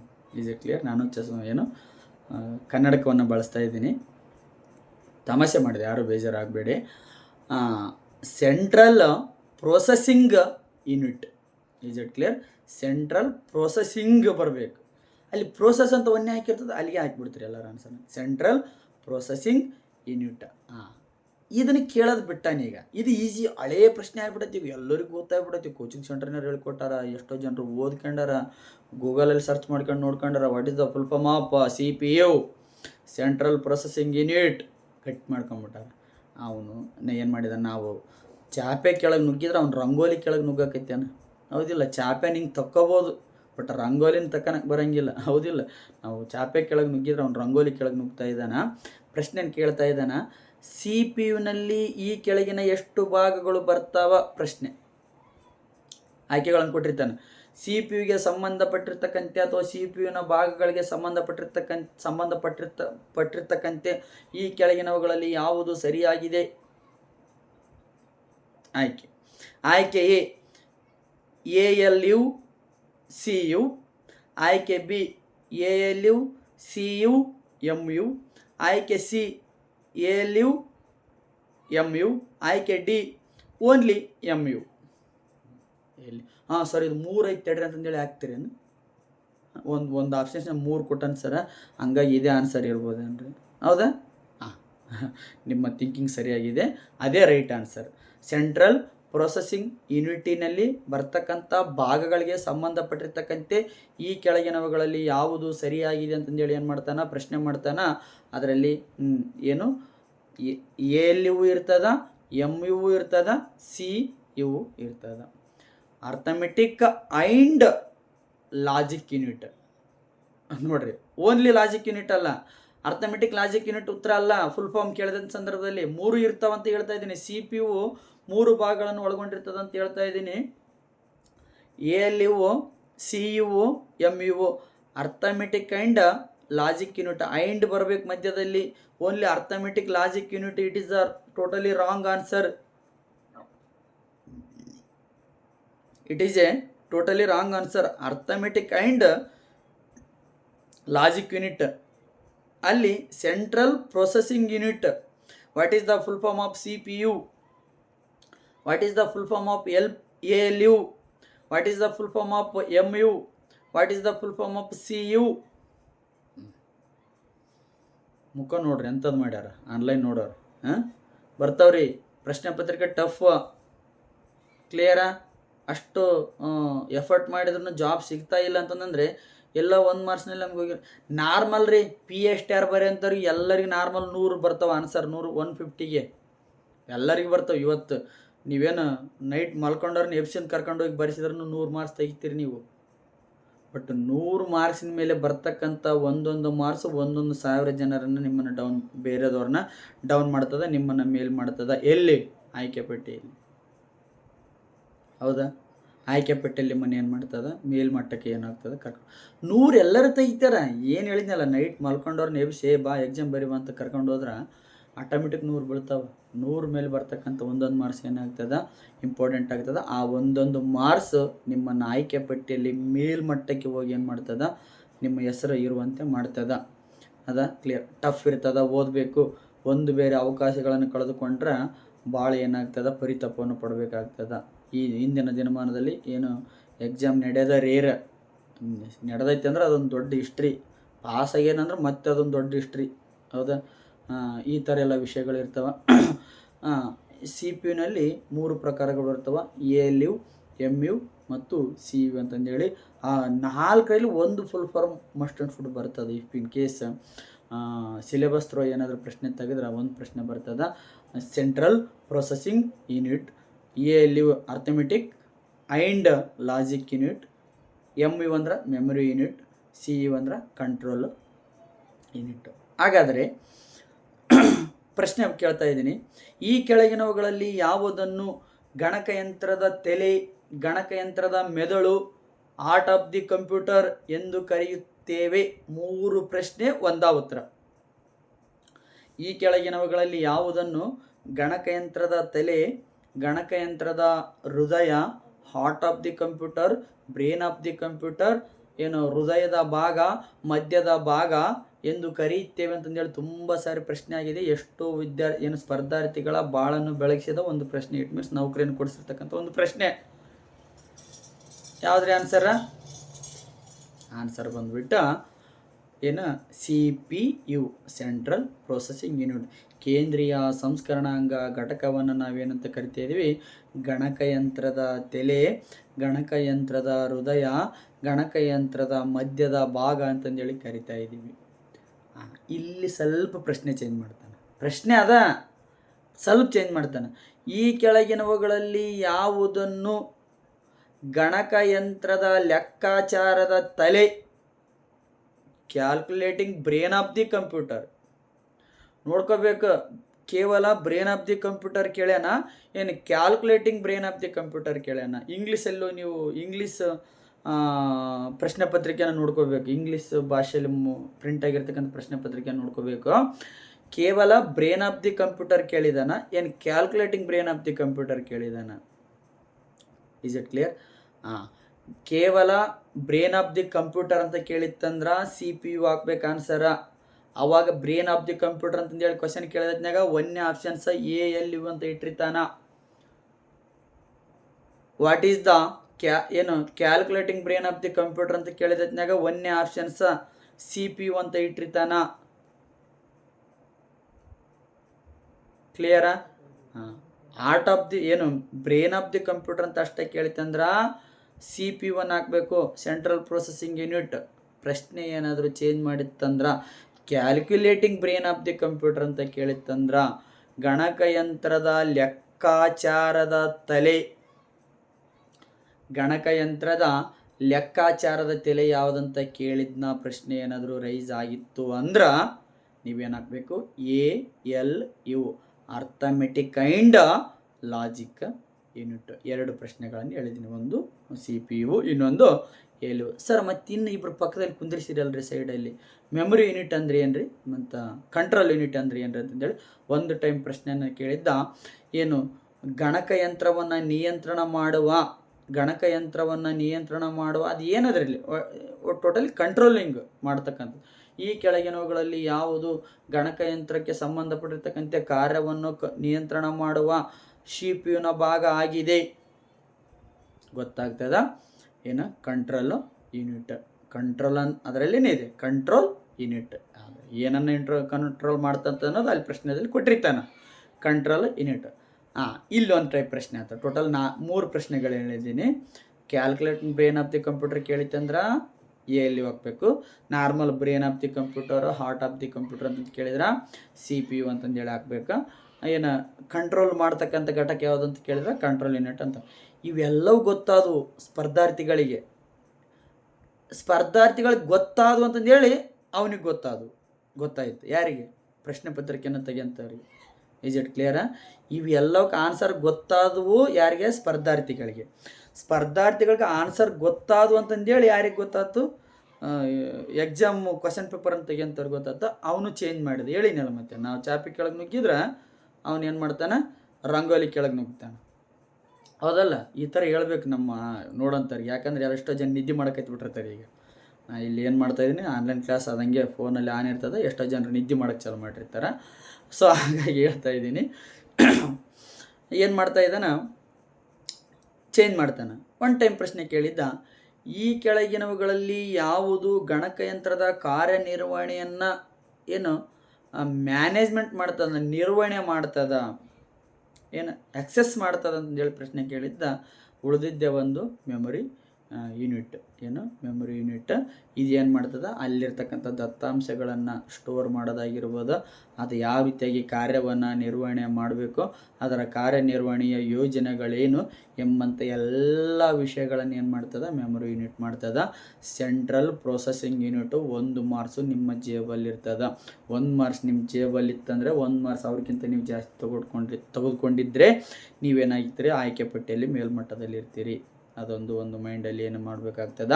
ಇಟ್ಕೊಳ್ಬೇಕಾಗ್ತದ. ಟೋಟಲು ಇಂದಿನ ತರಗತಿಯಲ್ಲಿ 3 ಕಾನ್ಸೆಪ್ಟ್ಗಳನ್ನು ಮಾತಾಡಿದ್ದೀನಿ. ಯಾವ್ಯಾವಪ್ಪ ಅಂತಂದರೆ, ಫಸ್ಟ್ನೇದು ಮೆಮೊರಿ ಯೂನಿಟ್ಗಳ ಬಗ್ಗೆ ಮಾತಾಡಿದ್ದೀನಿ. ಸ್ಟೋರೇಜ್ ಕೆಪಾಸಿಟಿ ಯಾವ್ಯಾವ ಅಂತಂದೇಳಿ ನಾನೇನು ಮಾಡಿದ್ದೀನಿ? ಮಾತಾಡಿದ್ದೀನಿ. ಅದರಲ್ಲಿ ಟೋಟಲ್ ಲಾರ್ಜೆಸ್ಟ್ ಸ್ಟೋರೇಜ್ ಯೂನಿಟ್ ಅಂದರೆ TV ಹಾಕಬೇಕು, ಟೆರಾಬೈಟು. ಸ್ಮಾಲೆಸ್ಟ್ ಸ್ಟೋರೇಜ್ ಯೂನಿಟ್ ಅಂತ ಯಾವುದಂತ ಕೇಳ್ತಾನೆ, ಬಿಟ್ಟನ್ನು ಅಂತಂದು ಹೇಳಿ ಮಾಡ್ಬೇಕು, ಆನ್ಸರನ್ನು ಹಾಕ್ಬೇಕು. ಬಿಟ್ಟಿನ ಒಂದು ಭಾಗ ಏನಾಗ್ತದೆ? ನಿಬ್ಬಲ್ ಆಗಿರ್ತದೆ. Is it clear? ಬಿಟ್ಟಿನ ಒಂದು ಭಾಗ ಏನಾಗಿರ್ತದೆ? ನಿಬ್ಬಲ್ ಆಗಿರ್ತದೆ. ಸ್ಮಾಲೆಸ್ಟ್ ಸ್ಟೋರೇಜ್ ಯೂನಿಟ್ ಕೇಳಿದರೆ ಬಿಟ್ ಹಾಕಬೇಕು, ಲಾರ್ಜೆಸ್ಟ್ ಸ್ಟೋರೇಜ್ ಯೂನಿಟ್ ಕೇಳಿದ್ರೆ TV ಹಾಕಬೇಕು, terabyte. I can repeat once again. ಒಂದು ಬಿಟ್ ಎಂದರೆ 0 ಅಥವಾ 1 ಎಂದರ್ಥ. 1 ಬೈಟ್ ಇರಂಗಿಲ್ಲ ರೀ. 1 ಬಿಟ್ ಸ್ಟಾರ್ಟ್ ಆಗದ ಬಿಟ್ಟಿಂದ, ಮಗು ಹುಟ್ಟದ ಬಿಟ್ಟು ಕಡ್ಲಿದ್ದ. ಒಂದು ಬಿಟ್ ಎಂದರೆ 0 ಅಥವಾ 1 ಎಂದರ್ಥ ಮತ್ತು ಅಲ್ಲ. 0 ಮತ್ತು 1 ಅಂದ್ರೆ ಯಾವುದು? ನೆನಪೈತೆ? ನೆನಪು ಮಾಡ್ಕೊಳ್ರಿ ನೋಡೋಣ. 0 ಮತ್ತು 1 ಅಂದ್ರೆ ಒಂದು ಬೈನರಿ ಡಿಜಿಟ್, ಅಂದ್ರೆ ಒಂದು ಬೈನರಿ ಸಂಖ್ಯೆಗಳಂತ. ಯುಗ್ಮ ಸಂಖ್ಯೆಗಳು ಬೈನರಿ ಸಂಖ್ಯೆಗಳು, ಯುಗ್ಮ ಸಂಖ್ಯೆಗಳು ಅಂತಂದೇಳಿ ನಾವೇನು ಕರಿತೀವಿ? ದ್ವಿಮಾನ ಸಂಖ್ಯೆಗಳು ಅಂತ ಕರಿತೀವಿ. ಅಲ್ಲಿ 0 ಮತ್ತು 1 ಇದೇ ಟೈಪ್ ಪ್ರಶ್ನೆ ಕೇಳಿದ್ದ. 0 ಮತ್ತು 1 ಬೈನರಿ ಸಂಖ್ಯೆಗಳು. 0 ಅಥವಾ 1 ಬಿಟ್. 1 ಬಿಟ್ ಎಂದರೆ 0 ಅಥವಾ 1 ಎಂದರ್ಥ. 4 ಬಿಟ್ ಎಂದರೆ 1 ನಿಬ್ಬಲು ಹಾಫ್ ಬೈಟ್ ಎಂದರ್ಥ. 8 ಬಿಟ್ ಎಂದರೆ 2 ನಿಬ್ಬಲು 1 ಬೈಟ್ ಎಂದರ್ಥ. 1024 ಬೈಟ್ ಎಂದರೆ 1 KB. 1024 KB ಎಂದರೆ 1 MB. 1024 MB ಎಂದರೆ 1 GB. 1024 GB ಎಂದರೆ 1 TB. 1024 TB ಎಂದರೆ 1 PB. 1024 PB ಎಂದರೆ 1 EB. 1024 EB ಎಂದರೆ 1 ZB. 1024 ZB ಎಂದರೆ 1 YB. ಆಲ್ಫಾಬೆಟ್ ABCDಯಲ್ಲಿ Y ಬಂದಿಂದ ಅಲ್ಲಿ ಜಡ್ ಬರ್ತೈತಿ, ಹೌದಿಲ್ಲ? ಆಲ್ಫಾಬೆಟ್ ABCDಯಲ್ಲಿ XY ಆಗಿಂದ ಅಲ್ಲಿ ಜಡ್ ಬರ್ತದೆ. ಬಟ್ ಇಲ್ಲಿ ಫಸ್ಟ್ ಜಡ್ ಬರಬೇಕು, ಆಮೇಲೆ ಎಟಬೈಟ್ ಎತ್ತರ. ಫಸ್ಟ್ ಇಲ್ಲಿ ಜಡ್ ಬರಬೇಕು, ಆಮೇಲೆ ಎಟಬೈಟ್. ಕ್ಲಿಯರ? ಮತ್ತು ಇಲ್ಲಿ ABCD ಅಲ್ಲಿ ಜಡ್ ಬರ್ತೈತೆ ತಡೆ ಅಂತೇಳಿ ಇಲ್ಲಿ ಜಟಾಬೈಟ್ ಲಾಸ್ಟ್ ಒಯ್ದಿರಿ. ನೋ, ಎಟಬೈಟ್ ಆಗಿಂದ ಜಟಾಬೈಟ್. ಅದಾದ ನಂತರದಲ್ಲಿ ಏನು ಮಾತಾಡಿದ್ದೀನಿ? ಮೆಮೊರಿ ಈ ಬಗ್ಗೆ ಮಾತಾಡಿದ್ದೀನಿ. There are two types of memories are there. ಒಂದು ಟೆಂಪ್ರರಿ ಮೆಮೊರಿ, ಅನದರ್ ಒಂದು ಪರ್ಮನೆಂಟ್ ಮೆಮೊರಿ. ಒಂದು ಪ್ರಾಥಮಿಕ ಪ್ರೈಮರಿ ಮೆಮೊರಿ, ಅನದರ್ ಒಂದು ಸೆಕೆಂಡರಿ ಮೆಮೊರಿ. ಈ ಥರ ಏನು ಮೆಮೊರಿಗಳನ್ನು ನೋಡ್ಕೊಂಡಿದ್ವಿ. ಪ್ರಾಥಮಿಕ ಮೆಮೊರಿಯಲ್ಲಿ ಮತ್ತೆ 2 ಪ್ರಕಾರಗಳಂತಂದು ಹೇಳಿದ್ದೀನಿ. ಒಂದು ರ್ಯಾಮು, ಇನ್ನೊಂದು ROM. Random access memory, read only memory. ರ್ಯಾಮಲ್ಲಿ ಮತ್ತೆ 2 ಪ್ರಕಾರಗಳಂತ ಹೇಳ್ತಾ ಇದ್ದೀನಿ. ಒಂದು ಎಸ್ ರ್ಯಾಮು, ಇನ್ನೊಂದು ಡಿ ರ್ಯಾಮು. ರೋಮಲ್ಲಿ ಮತ್ತೆ 3 ಪ್ರಕಾರಗಳಂತ ಹೇಳ್ತಾ ಇದ್ದೀನಿ. ಒಂದು ಪಿ ರೋಮು, ಅನದರನ್ನು ಇ ಪಿ ರೋಮು, ಅನದರನ್ನು double E P ROM. S RAM ಅಂದ್ರೆ ಫುಲ್ ಫಾರ್ಮು. ರ್ಯಾಮ್ ಅಂದ್ರೆ ಹೇಳಿದ್ದೀನಿ random access memory. S RAM full form statistic random access memory. D RAM ಅಂದ್ರೆ dynamic random access memory. P ರೋಮಲ್ಲಿ 3 ಪ್ರಕಾರಗಳಂತಂದು ಹೇಳಿದ್ದೀನಿ. P ROM, E P ROM, double E P ROM ಅಂತಂದು ಹೇಳಿದ್ದೀನಿ. Programmable read only memory, ಏನು erasable programmable read only memory, electrically erasable programmable read only memory ಅಂತಂದು ಹೇಳಿದ್ದೀನಿ. ಪ್ರಶ್ನೆ 4 ಟೈಪ್ ಹೇಳಿದ್ದೀನಿ. ಈ ಕೆಳಗಿನವುಗಳಲ್ಲಿ ಯಾವುದು ಪ್ರಾಥಮಿಕ ಮೆಮೊರಿಗೆ ಉದಾಹರಣೆಗೆ ಅಂತೇಳಿ ಪ್ರಶ್ನೆ ಕೇಳ್ತಾನೆ. ಕೇವಲ ರ್ಯಾಮ್ ಸಪ್ರೇಟ್ ಕೊಟ್ಟು ರೋಮ್ ಸಪ್ರೇಟ್ ಕೊಟ್ಟಿದ್ದ ಸಂದರ್ಭದಲ್ಲಿ ನೀವು ರ್ಯಾಮನ್ನು ಹಾಕಬೇಕು. ಸಪೋಸ್ ರ್ಯಾಮ್ ಮತ್ತು ರೋಮನ್ನು ಏನು ಕಾಂಬಿನೇಷನ್ ಮೇಲೆ ಒಂದೇ ಆಯ್ಕೆಯಲ್ಲಿ ಉತ್ತರ ಕೊಟ್ಟಿತ್ತಂದ್ರೆ ನೀವೇನು ಹಾಕಬೇಕು, ರ್ಯಾಮ್ ಅದು ಒಂದೇ ಆಯ್ಕೆನ ಹಾಕ್ಬೇಕು, ರ್ಯಾಮ್ ಮತ್ತು ರೋಮ್ 2. ಸರ್ ಯಾಕ್ರಿ ಈ ಟೈಪ್ ಡಿಫ್ರೆನ್ಸ್ ಆಗ್ತದೆ ಅಂದ್ರೆ, ರ್ಯಾಮ್ ಏನಾಗ್ತದೆ, RAM it is directly connected to mother board ಅಥವಾ ರೆಜಿಸ್ಟರ್ಸ್ ಅಥವಾ ಸಿ ಪಿ ಯುನೊಂದಿಗೆ ಏನಾಗಿರ್ತದೆ, ಕನೆಕ್ಟ್ ಆಗಿರ್ತದೆ. ಸೆಂಟ್ರಲ್ ಪ್ರೊಸೆಸಿಂಗ್ ಯೂನಿಟ್ನೊಂದಿಗೆ ಏನಾಗಿರ್ತದೆ, ಕನೆಕ್ಟ್ ಆಗಿರ್ತದೆ. ಯಾವಾಗ ಒಂದು ವಿದ್ಯುತ್ ಗುಂಡಿಯನ್ನು ಆರಿಸಿದ ನಂತರದಲ್ಲಿ ಏನಾಗ್ತದೆ, ರ್ಯಾಮ್ನಲ್ಲಿರ್ತಕ್ಕಂಥ ಎಲ್ಲ ಮಾಹಿತಿಗಳು ಏನಾಗ್ತಾವೆ, ಅಳಿಸಿ ಹೋಗ್ತಾವೆ, ಏನು ನಾಶ ಆಗ್ತಾವೆ. ಸೊ ಅಂಥ ಸಂದರ್ಭದಲ್ಲಿ ಏನಾಗ್ತದೆ, ರ್ಯಾಮನ್ನು ನಾವೇನಂತ ಕರಿತೀವಿ, ತಾತ್ಕಾಲಿಕ ಮೆಮೊರಿ ಅಂತಂದೇಳಿ ಕರಿತೀವಿ. ರೋಮನ್ನು ತಾತ್ಕಾಲಿಕ ಮೆಮೊರಿ, ರೋಮು ಪ್ರಾಥಮಿಕ ಮೆಮೊರಿಯನ್ನು ಹೌದು, ಮತ್ತು ಅಲ್ಲಿ ದ್ವಿತೀಯ ಮೆಮೊರಿನ ಹೌದು. ಹೇಳಿದ ನಂತರದಲ್ಲಿ ಸಿ ಪಿ ಯು ಬಗ್ಗೆ ಮಾತಾಡಿದ್ದೀನಿ.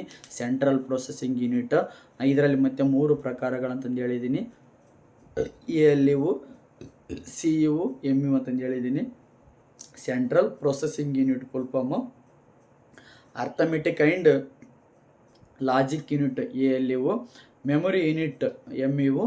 ಕಂಟ್ರೋಲ್ ಯೂನಿಟ್ ಏನು ಸಿ ಯು ಅಂದ್ರೆ ಕಂಟ್ರೋಲ್ ಯೂನಿಟ್ ಅಂತ ಆಗ್ತದೆ.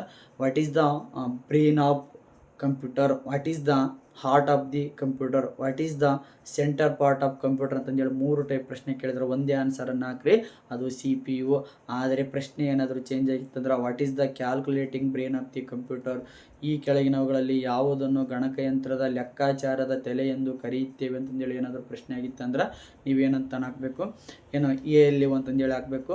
ಈ ಕೆಳಗಿನವುಗಳಲ್ಲಿ ಯಾವುದು ಗಣಕಯಂತ್ರದ ಕಾರ್ಯವನ್ನು ಕಂಟ್ರೋಲ್ ಮಾಡ್ತಕ್ಕಂಥ ಅಥವಾ ನಿಯಂತ್ರಣ ಮಾಡ್ತಕ್ಕಂಥ ಸಿ ಪಿ ಯುನ ಭಾಗ ಯಾವುದು ಅಂತಂದೇಳಿ ಕೇಳ್ತಾರೆ, ನೀವು ಅಲ್ಲಿ ಏನು ಹಾಕಬೇಕು, ಸಿ ಯು ಅಂತಂದೇಳಿ ಹಾಕಬೇಕು, ಅಂದರೆ ಕಂಟ್ರೋಲ್ ಯೂನಿಟ್ ಹಾಕಬೇಕು.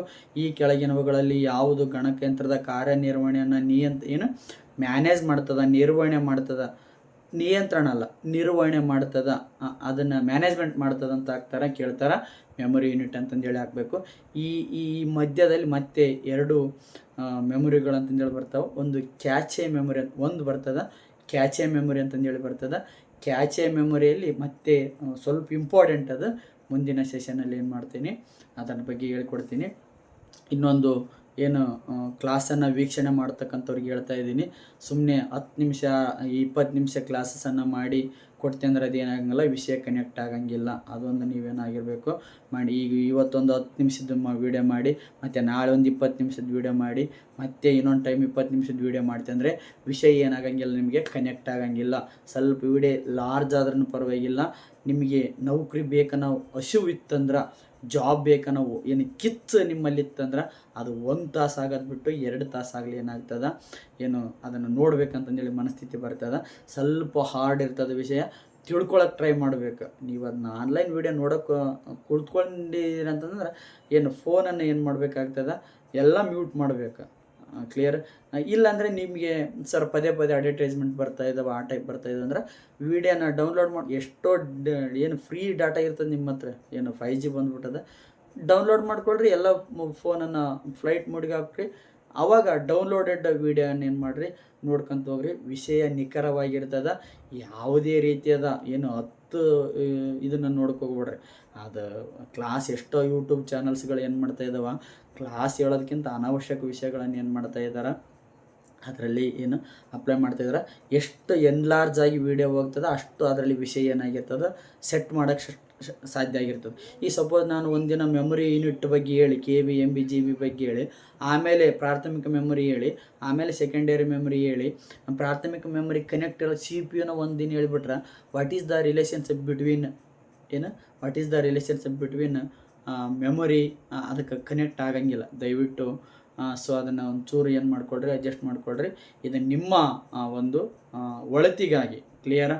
ಏನೇನೇನೆಲ್ಲ ನೋಡುವಂಥ ವೇಸ್ಟ್ ಮಾಡೋದಕ್ಕಿಂತ ನಾನು ಮತ್ತೊಮ್ಮೆ ಹೇಳ್ತಾ ಇದ್ದೀನಿ, ಕ್ಲಾಸಿನ ಈ ಏನು ಆನ್ಲೈನ್ ಕ್ಲಾಸ್ಗಳಿದಾವಲ್ಲ ತುಂಬ ಸ್ಟ್ರಾಂಗ್ ಆಗಿದ್ದಾವೆ.